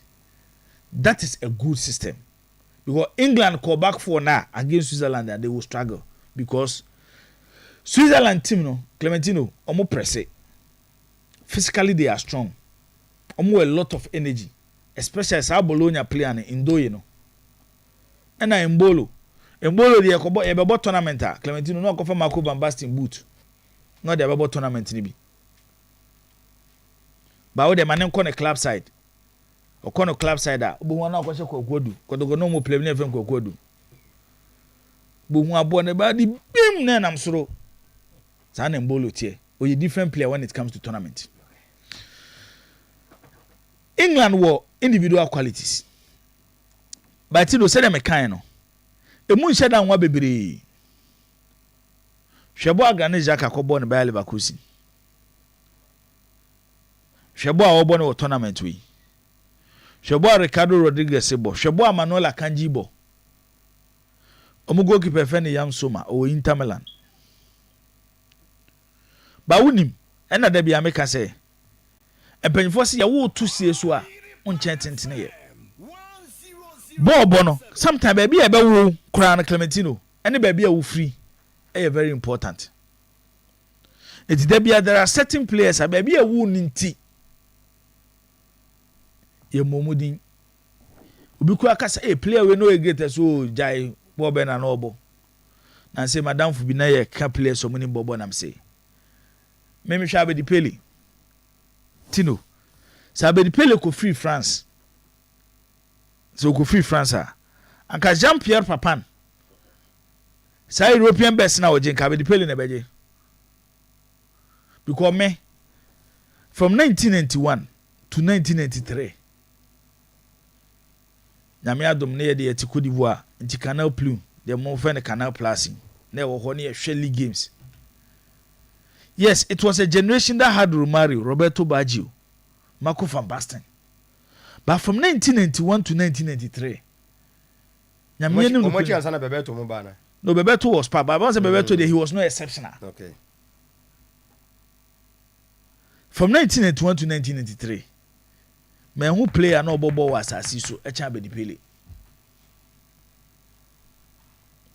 Maradona there he was fading out because of the drug issues after 1990 World Cup no until woman no abefem ba ko bi no okọ but over saa 2 or 3 seasons na America na Abedi Pele was on top of European football but no pa ko kan Abedi Pele asem because nipa bibre ho no wan kwaje world best wan European best nti obi anka ho asem nti Tino a drew point bi a yes the individual quality of players is important. Okay. But how you set up your team, who you utilize because the other man can coach in a no. So coach the obi about 10 kobo number 2 won't me move. So obi about number 10 coach assign role. Be man the qualities in what me a functional. And for only qualities are won't me more. Until you see your school. Na you teacher. Teacher ni be church onyoman kakran sa no akoye exams ayede a pass ba e bia wo ba so na wo fie nyansa ba teacher ni na megina blackboard anim antro se we ni we say we ni we say a wa adwene entimi nye nti England ni Switzerland no say England move to 3 back ni said ye kan dia wa hwe omo so be ma extra time game ene be ma extra time game ene sa game no mbebo no move to trainer. Yes, move to sa 3 back na. Yeah, the English press no be a predict say possible say because so we show game boy against Slovakia. Time move Bukayo Saka to the left side of our defense no. Additional attacking option. AAO. It's never who say Obetia Bukayo Saka from the right side of the attack. Edna ba as a left back and as a left wing back or this side position. No. We have a game at hand. Okay. Clementino and then you be between England and Switzerland. A component is a be on. A component is on.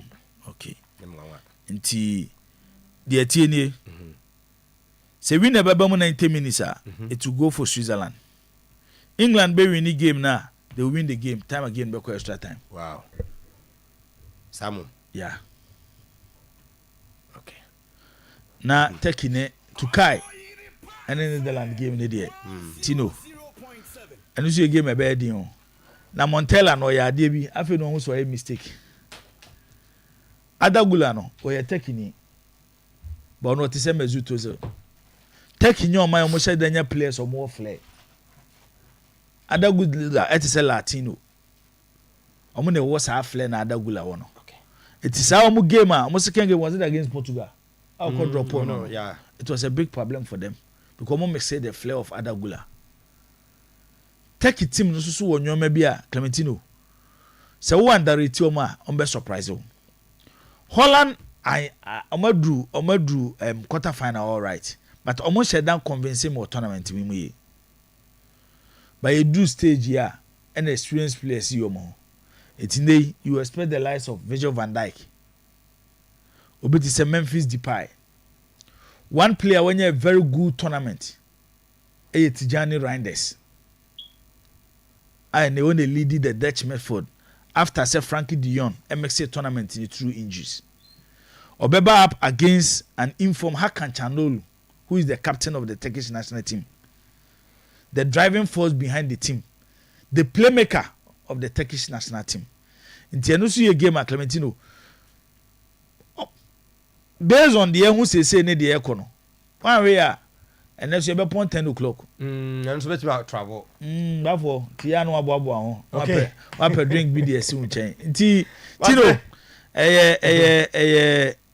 quite tough but Cody Gakpo pick up for tournament and the pace about be strength for the Netherlands national team nti enya won say the more be difference no other Gula yes but Cody Gakpo might be the difference between Turkey to Kai and the Netherlands but I say striker or boy Jibo danger man Abetna say Baba Musa say Leo Messi 2016 Copa America performance is far better than any CR7 international tournaments. Okay. Danger. Over. Now, Sudan you for why you more jumadi. Oh, sir, you can say more time and then the medical has been booked already. And say by close of day no they should be done with it. Maybe a few watching kono for if you are siabo or a phone through the media. I'm say you see idea. Tomodi enya justify Fabiano Mbe, omodi straight up. Medicals. Doctor Kwesiapia a recommendation I'm say justify need not just say you no because onimomo so onimomo and understand say Congo ni no kran so no na Congo ni no media the okache me say we striker but me ni born again e check any videos kakra na say we defender so we captain kra e wo baby o wona but or yes our defenders now to move aside how much me go forward no you isa na isa meda na there was one kotoko defender bia o timi ko ball shot na okobo unto ball na rush kwa ninja yeah na okobo shot na so ho nti won say e be season be wie no though a defender but won say o ma be about 4 to 6 goals be so ho because of the drive na or one na there say o possess side no kakra eni sa no but ye be hu adwuma na e bia every Monday kono ya pe more dia babe support say ekoye finally say e wono ade a anti ye hu adwuma em say afedie omuni choice than some better sim because baby ade na ha adwene yesika ena na kontomponi na penkra tu kwan nti no na e bia na delay kakra but say o ha yidie em say dia aka no sikasem no nye problem biem nti aka say coach be koso na oni boys no a ope o no be kasa na oja o mama negotiators no o so negotiations ni wi a na ye push akona na ho na so assign check no na waje usika na say una wo kro no ade a ya ha adwin say any say offer most of the players no with their agents no obekaya I think sometime last week and I say most of these players want to use Kotokoni house as a launching pad omu nyina de omu ni hwe amanone omu nyina pese omu nya contract ko bobo amanone but the onya no no pese ene me nkobo house na me nkobo Kotoko with the hope that obo one season na obetimi akọ enti kan about 1 year na nam into omu ye negotiations na omu ye pe 2 seasons ye pe 1 season ye pe 1 year ye pe 2 years omu ye ne sa nyina no no mo de san so ehye mu say offer ba ma yenko enti wo nim na who could do a point of desperation where it seems like I'm here Kotokoni has be kwakogina eventually tina emi de says omunyina yemo musika no because who could a point of desperation as a was signed by force then now on sa akwhye boase then players no managers no start to say omu timusa omu detected man say na ye pe no yenyi ni say enti you are not signing 3 years and 4 years and 5 years no but na 1 year na 2 years wo bo 1 season no wie na onya good games mienu miensa bi na media no striker model Roma unze striker nim say church players a ball almost style of play senior de buy into games ye kan kofo ba ko a into striker say o kan ho na sa problem no yeah Abbas Samari so hwe no so offer player no so dissect no a actually the kind of player ne ball a obo before so the best I know ahwe no and I said Minkas no he does it perfect Minkas said the ni nyo ni ye but we are not players not take advantage of it no mo dey afei mo dey twiti misinim say am person kire tell am ka so ka problem no nyese be on the creative problem no but the no man nkofo the first the creative problem So no no na de ne yere da. No no de work na. No na juma de ya ho ko ba me ba me no bedi. Juma de say enra na oye Abbas Samari. Me hwe se na woni no nya intercourse no na Obojibo at his best. Senia ye nim no senia onya abotre church nsem no church na say play there. Say we dem say kotokofo chi say o Jobeka so beji bia de ma no. No, we no sale taso so we dey come kura make check kotokofo say o mon san. Ya na ebo ne da o da de da. So, so me kai say o kan sana na wa wo de to so. Sem so onu so bi nka papa say na so boy ne sika obesan wan ye. Ono so say akokoye. E ba ne sa no a na the teams no the better na obokotoko wan ye na woko. Because I obvious say one season, you know. Ubetima a good game as a player, but team no in itself in its entirety, no. Ebiana Angeli and Clementino ama the kind of results or more penal. And Kotokoni has no. Senye na Bobia Che Bobia. Every now and then, every season, as I said, your teams are almost competing for the league title. Their worst performance, Nakawama drop into the top 4 Nimbi. Season where the anya crowd na bia on nam 6 ho enti na makotoko se kotoko beto 6 ye say anya crowd ti na house of folk dey be a crisis no because house of folk dey na relegation kotoko though yes relegation but obviously na relegation na en maso but house dey na relegation betimi abaso enti house dey na be sort of a crisis but yeah managers na omo any agents na omo handle players no offer omo duable one group of individuals but almost create problems for our game. Almost create problems for some of the boys. Player na busuan nyina. Ofa wonu de omo na koton ade ne ma abusuafo no. Da bia gibo kan asem say ade a wo ton. Wo a wo ton ade no. Se na wo na wo be siesi ade no ama ehho ba akono na omo a omo to no. Omo apre omo ba abeto.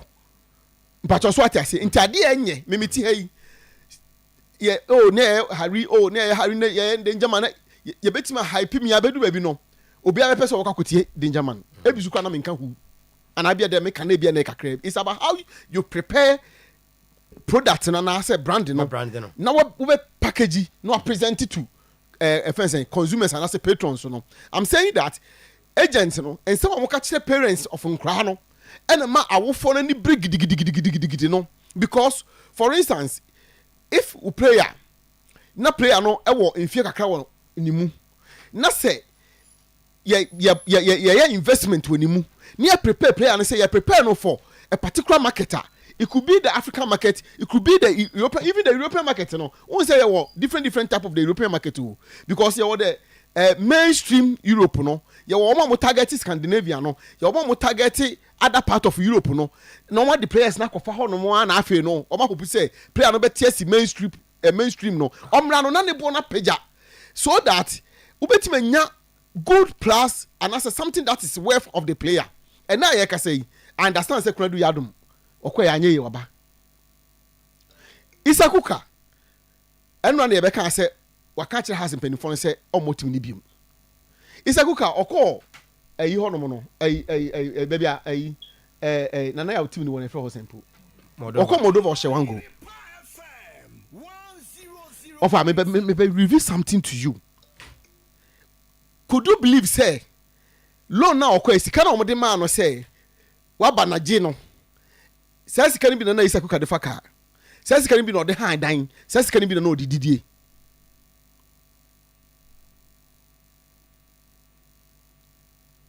Isakuka en kan tisa so obi man so ana Jiponi say obedimo ye expert in the European omo kan say Jamaica say me twan tra show how they value you, how abedana sikana eno de bibia o na sikare yesen after few matches one goal am say masa yempe obi cycle oba house of folk what problem free of charge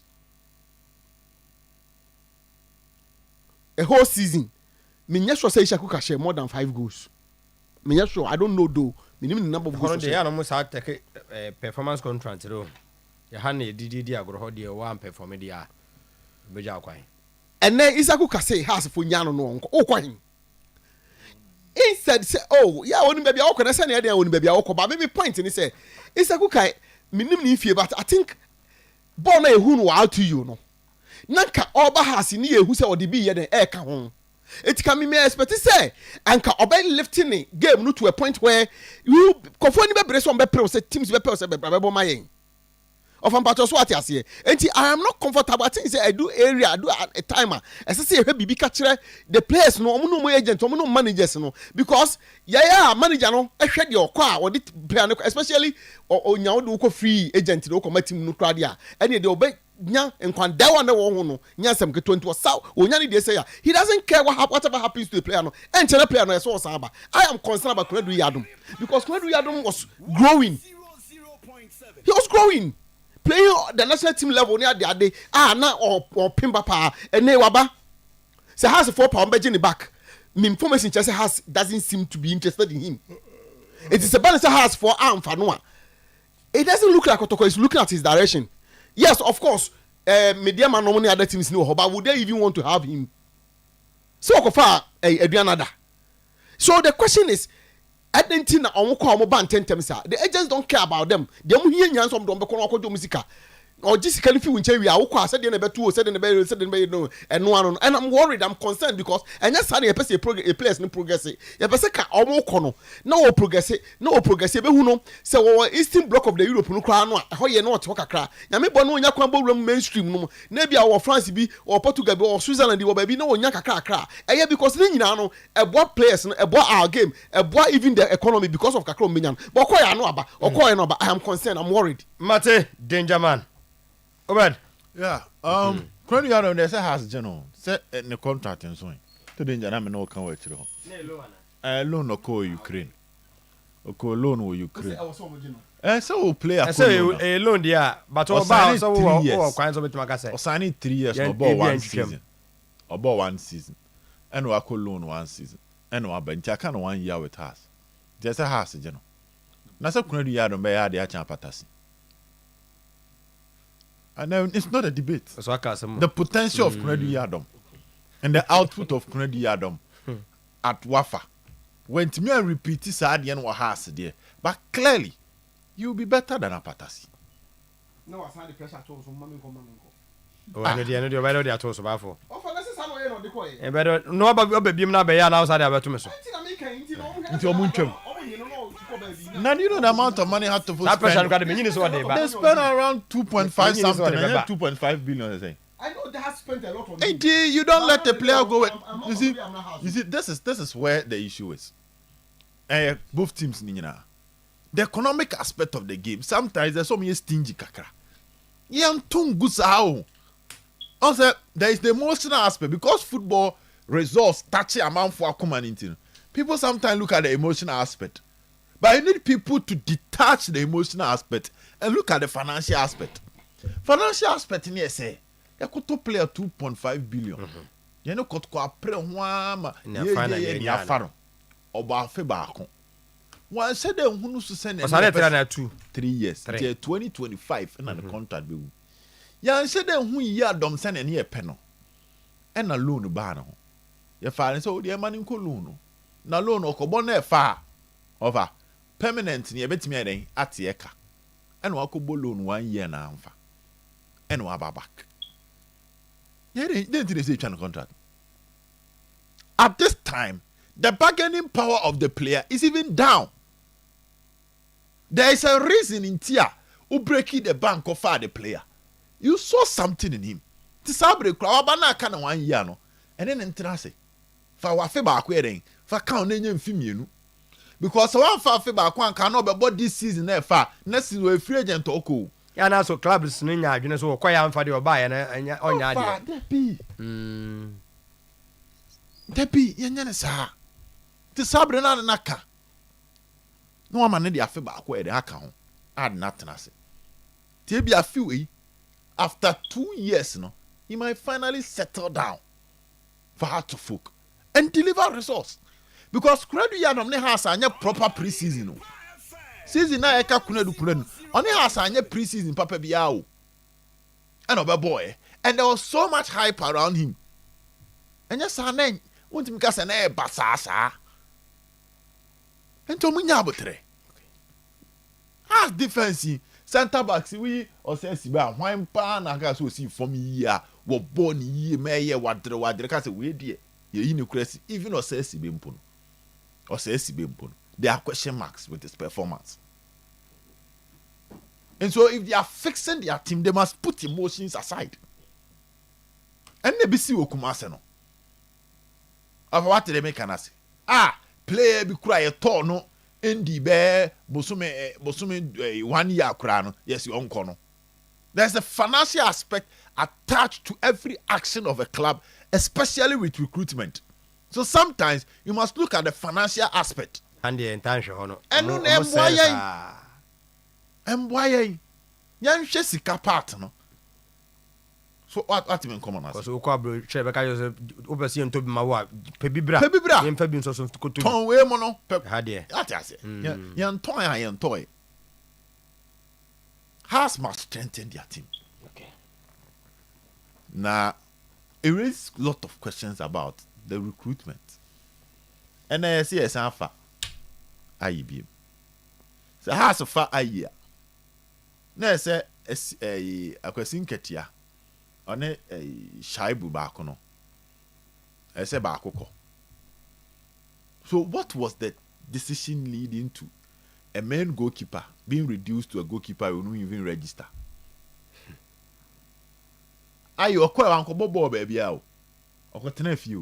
Nti ere no sa ba back this year so ya ade na ya fa. But okotena fie wan bobo am obia. Ayi no ni ha say training when. He has always been at Kobe Mine. Well, people cry that. Me say. Training better no ye. Obobo he. Eso no on Aras na na training. Enti then na obi on junior team ko ye all of a sudden. Yes, our friend about senior team yes who with me the register no. There are questions, emotions. Because the number one goalkeeper should not go to the level say and register.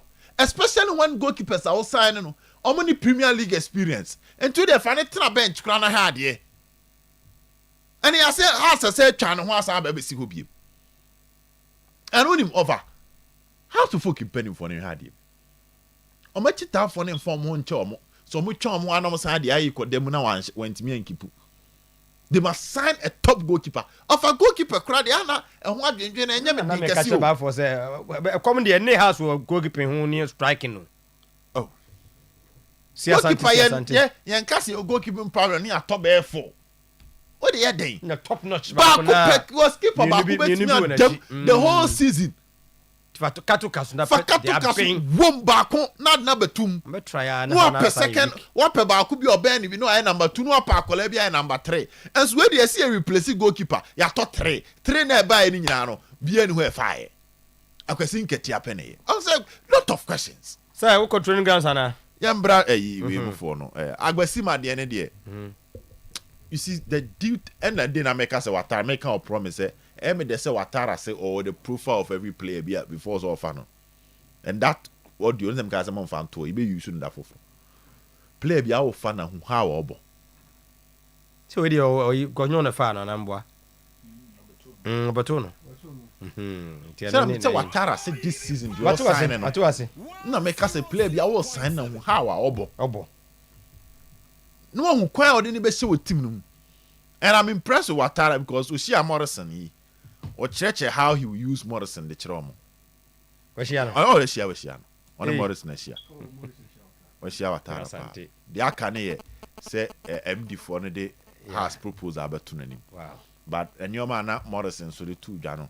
The coach is impressed, said Pubi my honor no to maintain. Hey.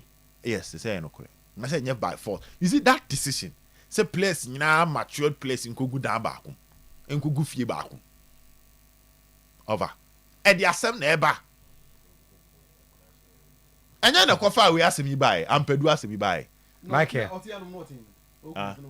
and maybe he has learned something from it was you be experience no there because ebia issues bi onya okotoko off the field issues bi onya okotoko beka contract no so ebia off the field issues bi onya okotoko enye fie ho a obi kwobo amane a enke bia onya so ati ase ebia nko onya because e be a fear na your players no pum pa konkonsa fo into when you be a coach unu ya na yese emi ndidi after 10 a wa hono gari pinso a all fire no so at e be the whole day so na nipa ne software ka chen so onye fasting e be the whole day why fasting na fe no breaki and so no be abeka coach ya hye mra say mo be ndidi after 10 no unu ya na ne rice cooker aje ka aduane si nanimu a wodi but in fear oni obi ani asem so what they make us so even that decision me I have issues with it. Matured players who are family members, leaders of family, players ni bu abusuano on the down. So what they make us you ebi o ma ebe you saying now that's what Watara players sometimes let me Watara what you know so that decision Watara for so but unyi coach Watara had his way I tell you Watara had his way ko betwam but the incubation here say tebe she training 8 no am duru ho dia you be punished very good and baby how pay short na bia no betumi akotena yeah e bia betumi anya dan bi opodmu betumi ache wa home but say e ka say training 6 am and me can't tell say baby out in there then ewa do you principle no yama baby wa ha and also person trabontin enti e say tin na say na me ka say ye ko gym 5:30 a make sure say 5:30 ni be duro fa na then na asi wo 5:30 ni duro na ni ho a wanya asem offer asantin come on ede na say mpanifo si for me because we mpe tinkun last season ni bia medical team na ka kire mo say munye mu recruitment tem no so munye medical se yi mamun koye by force last minute aka 2 days na registration na end medical na pressure bomb mo time nti ene medical team no musumunya time munye medicals ni yi say we mpese e bi kosi park so a na nza ko kire ene de obi en defend mo biem moye na recommendation nipa no so free we kra na aba England kra no aba na moye na mo hu se nya mo nka nchiro mo se ye check here na nye mo se ni krum no be san akwa am if they will sign him they know the consequences so that at the end of the day yamfa blame him be through the doorstep of the medical team. Okay, now kwa silence no Shakan Mohammed, Abbas Samari, Emmanuel Enchi will be a solid midfield 3. And no dear. Oh, say Abbas Badia. Say last time I found Abbas and count. But in commander Abbas Badia. Born ye nim sa Abbas, but no one will be repeated be team better bench. What you say? Say sa born na or boy no or ye nim so born. So no born entry bad because traditionally you know Ogum to be a coach or prefer one defensive midfielder, 2 creative. And to once a time and team is our page no boss Sheriff nkwa no about Babaya any lamb to one middle 3 no the Peter right wing back Morrison left wing back and a ball Pong and Mukwala. This is a typical attacking team. Or you see wing backs, but these are wing backs are more attacking than defending. So of our team, Tina Kotokoba, Lamte Chen, Yaya Chen, Peter and Amha, Isaac upon drop become who Finfi, Morrison, Wahana Mukwala, more attacking. So clearly, if he's getting Abbas Samarina, now the neck Emmanuel entry in Hua, there's a lot of attacking potential in these two. But if I would say so no and good when he mass. I would say good when he mass. Why? Mankule Manguile. Transfer. Say corner call. Official corner call. I think Wednesday was the same. Now say Albert Amoa come open. Also free Olympics. Albert Amoa. Yeah. Open to almost to tuning in our house. So league relegation. So Papa woman Albert in your fan. No afam. Albert Amoa. I'm open from Olympics. On say then or striker. Okay. On the buyer ma. And all Congolese that was the Congo ni Congo no striker. Make a foreign for them. I say striker. Foreign back Abdul Karim Abdurrahman. Kabra also the same film Mr. So come na dey no on say nsem no oh Kabra also see deal do outside. And on say over transfer no. Minya awo offer na me pel. me ba hu no be di nkomo o so yo wate afa entrance na sense a o si o mentwen me da atwen nti me kwasa me ho okay nti medical fresh me. So what normally happens with the transfer here say club ne bu to be free players be 7 no be say availability one position then they start to narrow it down into your play bo club na free no e bia won take club ne nka bie ma 2 weeks time and san was at your monka cause e bia na wonye option number 1 but on be background checks for ebe share say you why na anya betimi ababiwe wa so what in common say and that is what normally happens. So I mean one awuche the any the over e di betimi aton matches now you need the same Elvis Cheba for yes awuche. And the difference between awuche ne Ziggy ne say Ziggy anye training anche Ziggy first match against Future Stars and a winning penalty and at the honor because that time na strikers near saying na Kalu Swaba mama who said no Ukrainian men Kalu dimili the attack no Kalu die no man just scouting in your well ball na no who say the manager some na mo ho ba bia na ho de won mo ball na no who say on timili the attack no but Elvis any team na train in 1 week am mo hu baby obesa to aso next week. What do you say? Everson no nkra na eyo ya no ahwe no so aka ho bi. Ma say senior team players ni bi da so ho. Kakakra. No say players ni bi da so ho. Over. Na say defense you quote mo ho. Blame mo ho ansu mo ho. Omo na o twintwi omo. Ogusu ye training. Enti omo na o twintwi omo. Onie. Okay. Anyway ye bi pen. No so be twa rasa na. Minim say ni tin ko form. Minim say ni tin ko form. Hey. Adane e ka bra o ja for yi hu. Adane e nketen kakra. Asa rasta e de na nka obi amba wo. Ko say ntwi ye rasta. Dauda na etwa ni tiba we Prince Kwabna kakra wo Kwabra otwa yo otwa na we otwa oban na say matches na say kakra wo mo na say yo de aye na yo de afu e di we afam no Kwabra de ma hwe nyina na say de kakra ma hwe de ya sa bass su ti afu pa abass Samari obi anu be ya unity onu so unity yankwa any okay entry na nyini Tijibo but nya sure say a 3 year no be issue this season. Okay.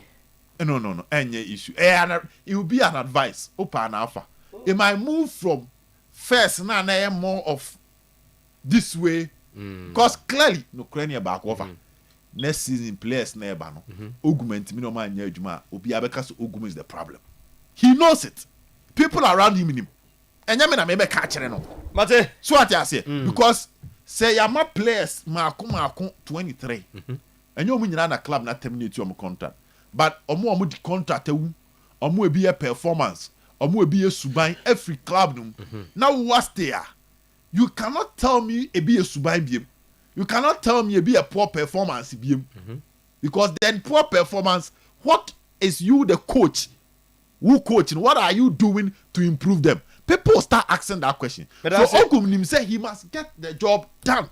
Period. Ibo. Say Obed. Awuchi. Say Awuchi. Na Awuchi wa ahwe no training kakare.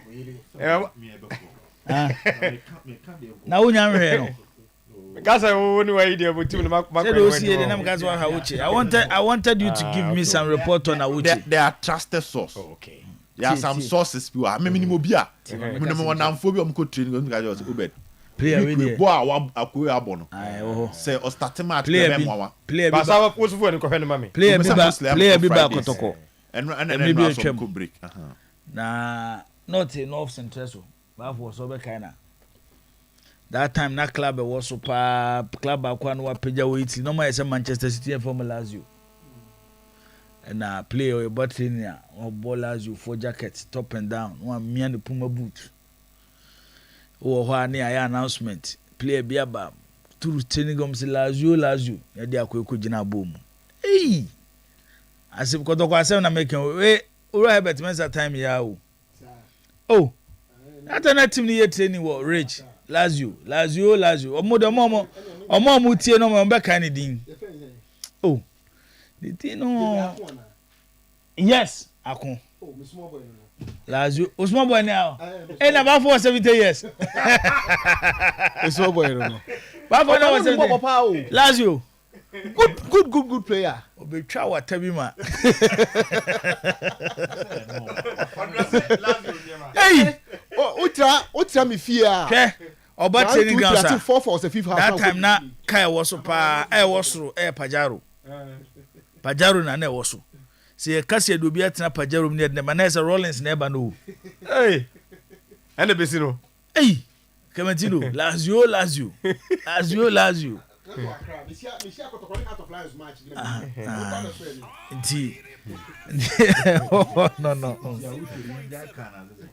Nyabote kakra.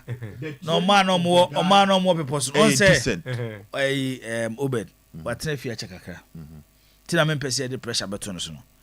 And no be no more. I would check to me. No, mo call people so be kan zigi asema me kan ye ya. Zigi wan ba people so. Ti. O call ba ku mi no musa ba da ko ja chom hwe no musa strike bi akotokwa agofa no. Jai o gina boss wa. Nyezi na mkache baba isa nyabotre. Na so no coach na manambo. Ti nyabotre. Ah, nyabotre. Nti Obed.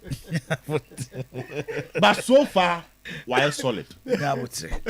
Jibo. Nyabotre na be chamber for Titi. Mental pressure mano. Na onye ne kakaka no mpeke. One way ya na make no. Uma ni ba ho na pressure koso a. Because after matured play or team pressure. Oh, nyabotre. That be chamber for a mature and just on team pressure. But you say Saro de badia. Enzo de aba. O se de ne de. Send fitness on be working on it. There's a preseason. No baba na de no de bebo. Say preseason long. It's one way ya. Say de wo see yi. Na kotoko akobo friendly match bi. Na fitness akọ fail no. Eti yen kam obi ante say player na wa ba na obedo kana sa wuche no. Ohia more training. So far okoye sese no go friendly match bi na sem go see a minim ko supporters o. Do man no be pamle fit training. Me say training ground so mo an di ba o. Nyabotre. Etitafo na di ba anya me na. Ha sasem no. Eno na ye di hu nkomo. Aden de nya de nipa ba akofo bi ja ma watara so no nko amfa place ma ensi. But omo no be fa adwene. Among the player na ba na ho na problem no. Enura on say promise na me chichiri mu say. Se ya ka se yakobobo akopɛ 3 points. Ana ye rest season bi mu na ye target se yakoje trophy a. Enye ba akofo adwuma. So for football club a board wom, management wom, technical team, playing body and supporters. Clementino yemfa pen ne paper ne ensan fan to hum biem. The last 3 seasons, because Mark has board no. E wo mu decisions o matiki, e wo club no ho a, obema mo say. Ye over 10. 4/10. 4. Ba 4 obema mo say. Last say 3 seasons. The only period that has one says o mo bre. To the last 3 no. You can say for house board ma come over 10 abem mom say. No. The men church obem mom say. Oh. Third one no because third one no dey na enye bad sa o. Nti wo kan fa no kan. No dey FA Cup. O kan nyina mom say. Oh. The last 3 we mom say. Relegation abese no ma. To we mom say. Tino. And now FA Cup so I charge you one. Bafo is struggling. Man is struggling. 5/10. If rate tripa. Memo 5/10. What your conditions if rate 5/10. Okay. Yemfa sa last 3 years na na yemfa nko management so. Obema mo say. You see the House of Management structure and say it's tearing no. Yeah, now because no whatever they do, eventually the decision comes from the executive chairman. So what I say. And yeah, now as of management structure and say yes sir. A bit my House of Management structure no a bit more administrative. Na Clementino for board the management team you know based on ba phone church more than my person che say.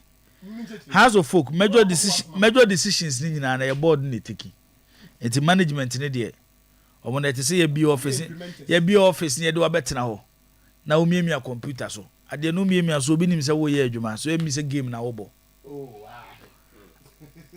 na nya na me ba fo ye kan asa game na wo bo aha na offer board ne management ya Clementino omo ne sane ba form no ma be form technical team no ma sa ne technical team na kan bom no ma be fa players no mo de abobo na supporters na hwe say direction no mo de ko no ye di a kire beboa ana say omo decisions ni be Kenya supporters na mo ma be di team na chi hasa change coach a change hasa change ayi players a change even them describe yes but e soro ho de now are you saying say board no mo sisana na because dan say omo ye changes your board no so omo call the last and say soro ho no wo ye no wo de ko gina soro ho no ye wo board fo bi wo ha wo say wo ka che wo me ati say management board ba Clementino aka just has board yo mo fa yi ye wo nipa be 5 6 7 bi wo ma on be free meeting omo nko current one I'm telling you Amajuma oh now who doesn't know has board ne say nipa be 3 4 5 na ye adwuma and I'm here Professor Kosa ono Professor Kosa no o say every small question anu ye wiki yi mo yi say Professor Kosa no sha se do benya no bafo wa ya sha se de bafo wa asema making wunim asema making wunim na ka making na so techi no ano no kan sa na tie wunim pa Asia supporters they discuss the way forward how adia wunim pa dia na minim dia binim na making on say obi meeting bi o ha it me ba oh we dey kodi ani mu mai oh wow so when me say no mo what has board no so mo take decision tie ni mo this obi na be ka kire it is empese me kire nyina ne say Clementino omusu decisions afeli club no say bi omu de yi omu na enye ya omu nsesa omu kwan omu fa so de ye club no na me pem because she said yi omu enye ye ko mba ye nche enti no so teme chena say kwan no so omu sesa hwe Tino ewiase na ekọ nanimo ade achi ade ese na ewiase na enwoma esesa first na wo pamle na tare a ba for na de be makura na de shoulder pad ahyehyɛ wo ene be ma won team ko pamle na tare na fa shoulder pad ahyehyɛ wo na won twe na battery mafo na won twe na battery ni mafo ha first ne wa tare bi ne fe ne pantalon okay and they will share best room first German burgers ne ba no mo sha shine yes burger ba and they will sha shine Clementino ye best room so what I'm trying to say is say ade achi ade esa no wi ase na ekọ nanim etise kayo ba for ka u use yi say match for and I say ehunda na dey say ehunda match I say ehunda for na ho na aha dawu for etu omoka so mo ye match fufura on be ye de ye better than so tell me na de kwa na ye de o de ba ye bo mu a afi ne kwa animu bia na ye worse than de ni aye na afi etwa mu adentia anu ne ade esi ebisa ye ho na ye ka players e so mo stretch clubs se club ne ye attractive a player no dey offer code dem ka na beba e dey na ma club ye attractive for how long and a house of focus a football club will rely on the financial strength of the board chairman why say a club ya kwa flow to shares for how long and a house will rely on SAS said there be omoma alone near for interest into so into debi say SAS ni ho debi say board chairman ni wa e kwa be na house be fa so agina. You need to lay a foundation for the club. The club should be financially stable. A kwan be na be fa so ma club na financially stable. And they has all the sponsorship kura kwa yenye. The sponsorship kura kwa hasa yenye. Ebia na the amount na wo mu no say also chai we dey no. Ma me say a question bi Clementino because to say obi betwia obi betwia 1 million Ghana cedis tio ebi afe e de ama has asem kana me de ka ene say ye be kwa kwaji 2 million Ghana cedis na ye di interest of 27% e be ka ho ni mienu de na ye but depending there ultra 1 million Ghana cedis no they all pay. You cannot, the fact that I'm hungry it doesn't mean say you can put a it is a 1 million no say me ansamba na be ma 3 million Ghana cedi a ade na anje 3 million Ghana cedi still you may be taking 3 million cedis you start from but you be somewhere. giving so much out. You start from somewhere tio what I say see ye kwaji 2 million Ghana cedi as loan now you be pay interest of 27%. Club no ebe use the brand to get a sponsorship of 1 million Ghana cedi. I will bring you into interest. What's it there?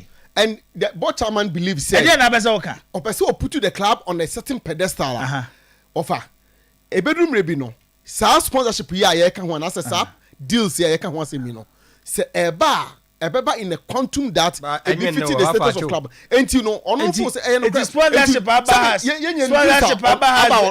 has bebe nyina rejected. This about but the club still goes to SAS take loans interest Jibo question make ya na work once more this she say ka yes we so aka say okoton a obeton the same but say me ka no nya wo de no dey so be say papa masa kan wase so aka say okoton obeton the same but offer say offer kakakra ka wo na de to engine fufuro de asim what to doors ya to atwene bonnet ba de na wa hye fufuro na wakọ omo nim spray papa spray o de baby ado de ne ko ye no omo de hye machine mu na omo ya wu so ye spray nda na we pay abaka say efiaboche na abisi ebo a wo benya no different from say we are market bafo so the butcherman wa sema wo kan nyina me hye team na kokko dia kodu baby say me di kosi team na oso o hye kodu team na oso o hye kodu sam pempen so na o kan ho asem say na spray can na spray one spray one ade achi ade say nyina team ni tiba form it doesn't mean say you will not go through challenge. No, what I'm trying to say is say a do stage bia ade bu aye because si aje 1 million na kabosia ta yi na ye kwaje 2 million Ghana cedi ye kwaje e betwa 27% interest no 1 million e be kwakote 1 million na free 2 million nim si ye kwaje 1 million as bosia Clementino interest na ma form e ba form interest na ma form e kwan ye fa so ye clubs o Ghana ha no ye nwe ye o na mo ahwe e bedu stage bi no ye nya football club akokoro obobo she ye drew pointer people even forgot before for the last 3 years or 4 years she kwa akotoko ne has faso kwa Africa before nya reho e kwa akotoko ne has faso kwa Africa enya reho performance na say because tio clubs ni nyina on say tio the unhu a clear plan me dey say before obeti abobo sia de ya ade ne ade na wo de ye no ye tena se hwa ade na ade akwaje bosia ye de eni da so ho kina obeti akwaje bosia de ya ade ne ade na wo ye ne hwa ade we ade bosia akwaje de ye ni eni da so kina so what them chana say it's a two different scenario but the House of Folk project midway there has been challenges, no two ways about that. But Jibo, so we now about now tenacity. Now we have proper analysis. And I know Senka born again bet me mamia. Me the phobia house at night. Oh, bafo. Oko patcho me ba. Oko nyina meditate. You see, you cannot. I have always you are isolating. I have always credit bafo. I have always credit the board, especially the board chairman, for facilities are putting up. Okay. But a part of the project. You cannot isolate it. Facilities be 2 years ni, another 3-4 years ni, and they started say ye gidi. Take shape, yes. Within that same period, adena ye facility ni dia mana function no. Relegation threatening me, you know. But within that same period, no. House of Folk won the double, House of Folk won the FA, and then relegation is threatening. House supporters, Omo nko demonstration. Enti we dey perfect. Bafo. Omo fa baby light ne so ne mra. Ah. Otum say yes. Na wo sikani a wawo ma wasi dan asi wo. Akamantu yes sikani de ne dan afo. But because want to tune nyoma ye ne maba no ma beton dan ne hobi. Anaban. Jibo, da bia wa fato ho. Da we dey afo. Ada there. Ade oye project we. Papa ke so anka ho yin hunu we yo. Ebaba because not long ago has je double. Omo je quadruple. Omo je FA Cup. Obia no. And not long ago. Omo je FA Cup, AG League no. For 2 continuous seasons. 2 continuous seasons. Relegation at time. I do point bia. Nyame anim no kure ni Clementino. Uhwe kwa has kwa faso e free relegation and areho. That shouldn't be the standard for a big club like Hasselhoff. It's what I'm trying to say and say. Okay. Clementino, no House of Folk supporter will complain facilities e wo. Whilst the team ABR, yebebo league awie omo top 4 mu kakra ne sanyo manyama na. But say yebebo 2 seasons at was na dey be your last match and then survivor. Hey. It's what I'm trying to say and say. Omo decisions on the club, especially ekwen fa so for coach, ekwen fa so for management, ekwen fa so for players, it needs to change. Bajibo offer pacho with them sorry. O ma me nwe me de, o kasa ma mo nwe de. Da be we dem ma me nwe no ba. Ya segra me bra, ya segra me pacho me sewa. Pacho ba for me sewa. Just 2 minutes. Ba for me sewa. Me sewa. Wa kwa MD wa be ka che se o mo kura no mo tete wo ko mo tete computer ho. A mo bo game. Nya wa na be ka che.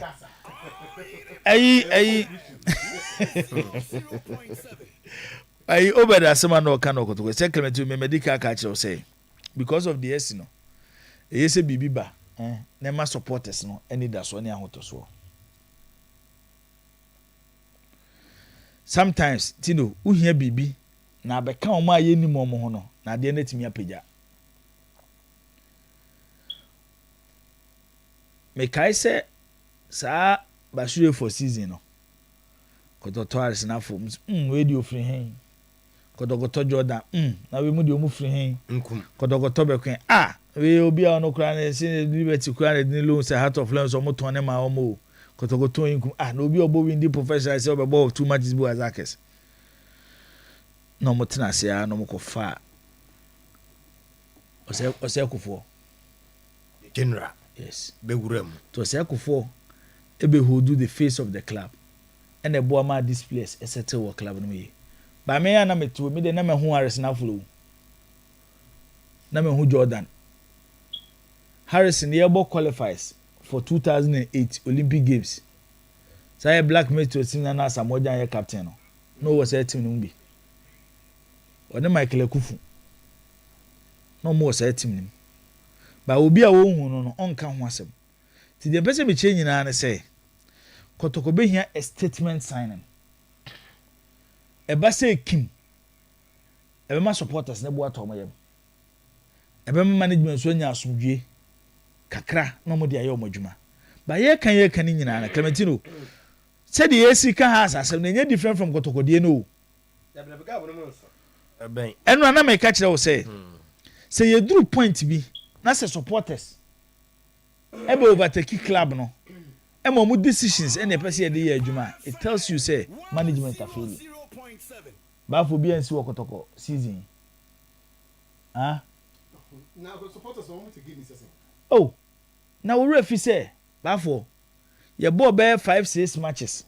And your mama here dey doctor be in the press conference we no. Fe dey jet them.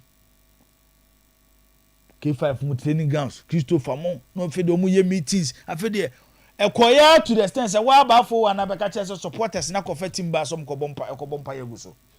Nyawa. Nyawo ba for wa. Okay. Now, all we stakeholders. Also about to play, I don't play. I just almost team no. Anti, afi no ma benya control. You real second round no. Na fa asoma say na say wo hene bam. No be see asem no. And it tells you say the structure of the club, especially management na adwuma wo hoye so mo ye. So ma anya antoto mo nyoma ya. Emfa woni players on beto, emfa woni coach on befa. coach any players in point me my resource. I can assure you say coming season Kotoko have a board, Kotoko have a manager. Hallelujah. And praise the Lord. I know dear, never knew. I saw no credit. Praise the Lord. But some nene say. No dear. At the end of the day, I am fan shasi. And I'm making yourself bantam cry. So to me chanasi. I want to some no. David, na say na some no na me so make no. At the end I am fan shasi. Ke season ni wie yi. Ne bia.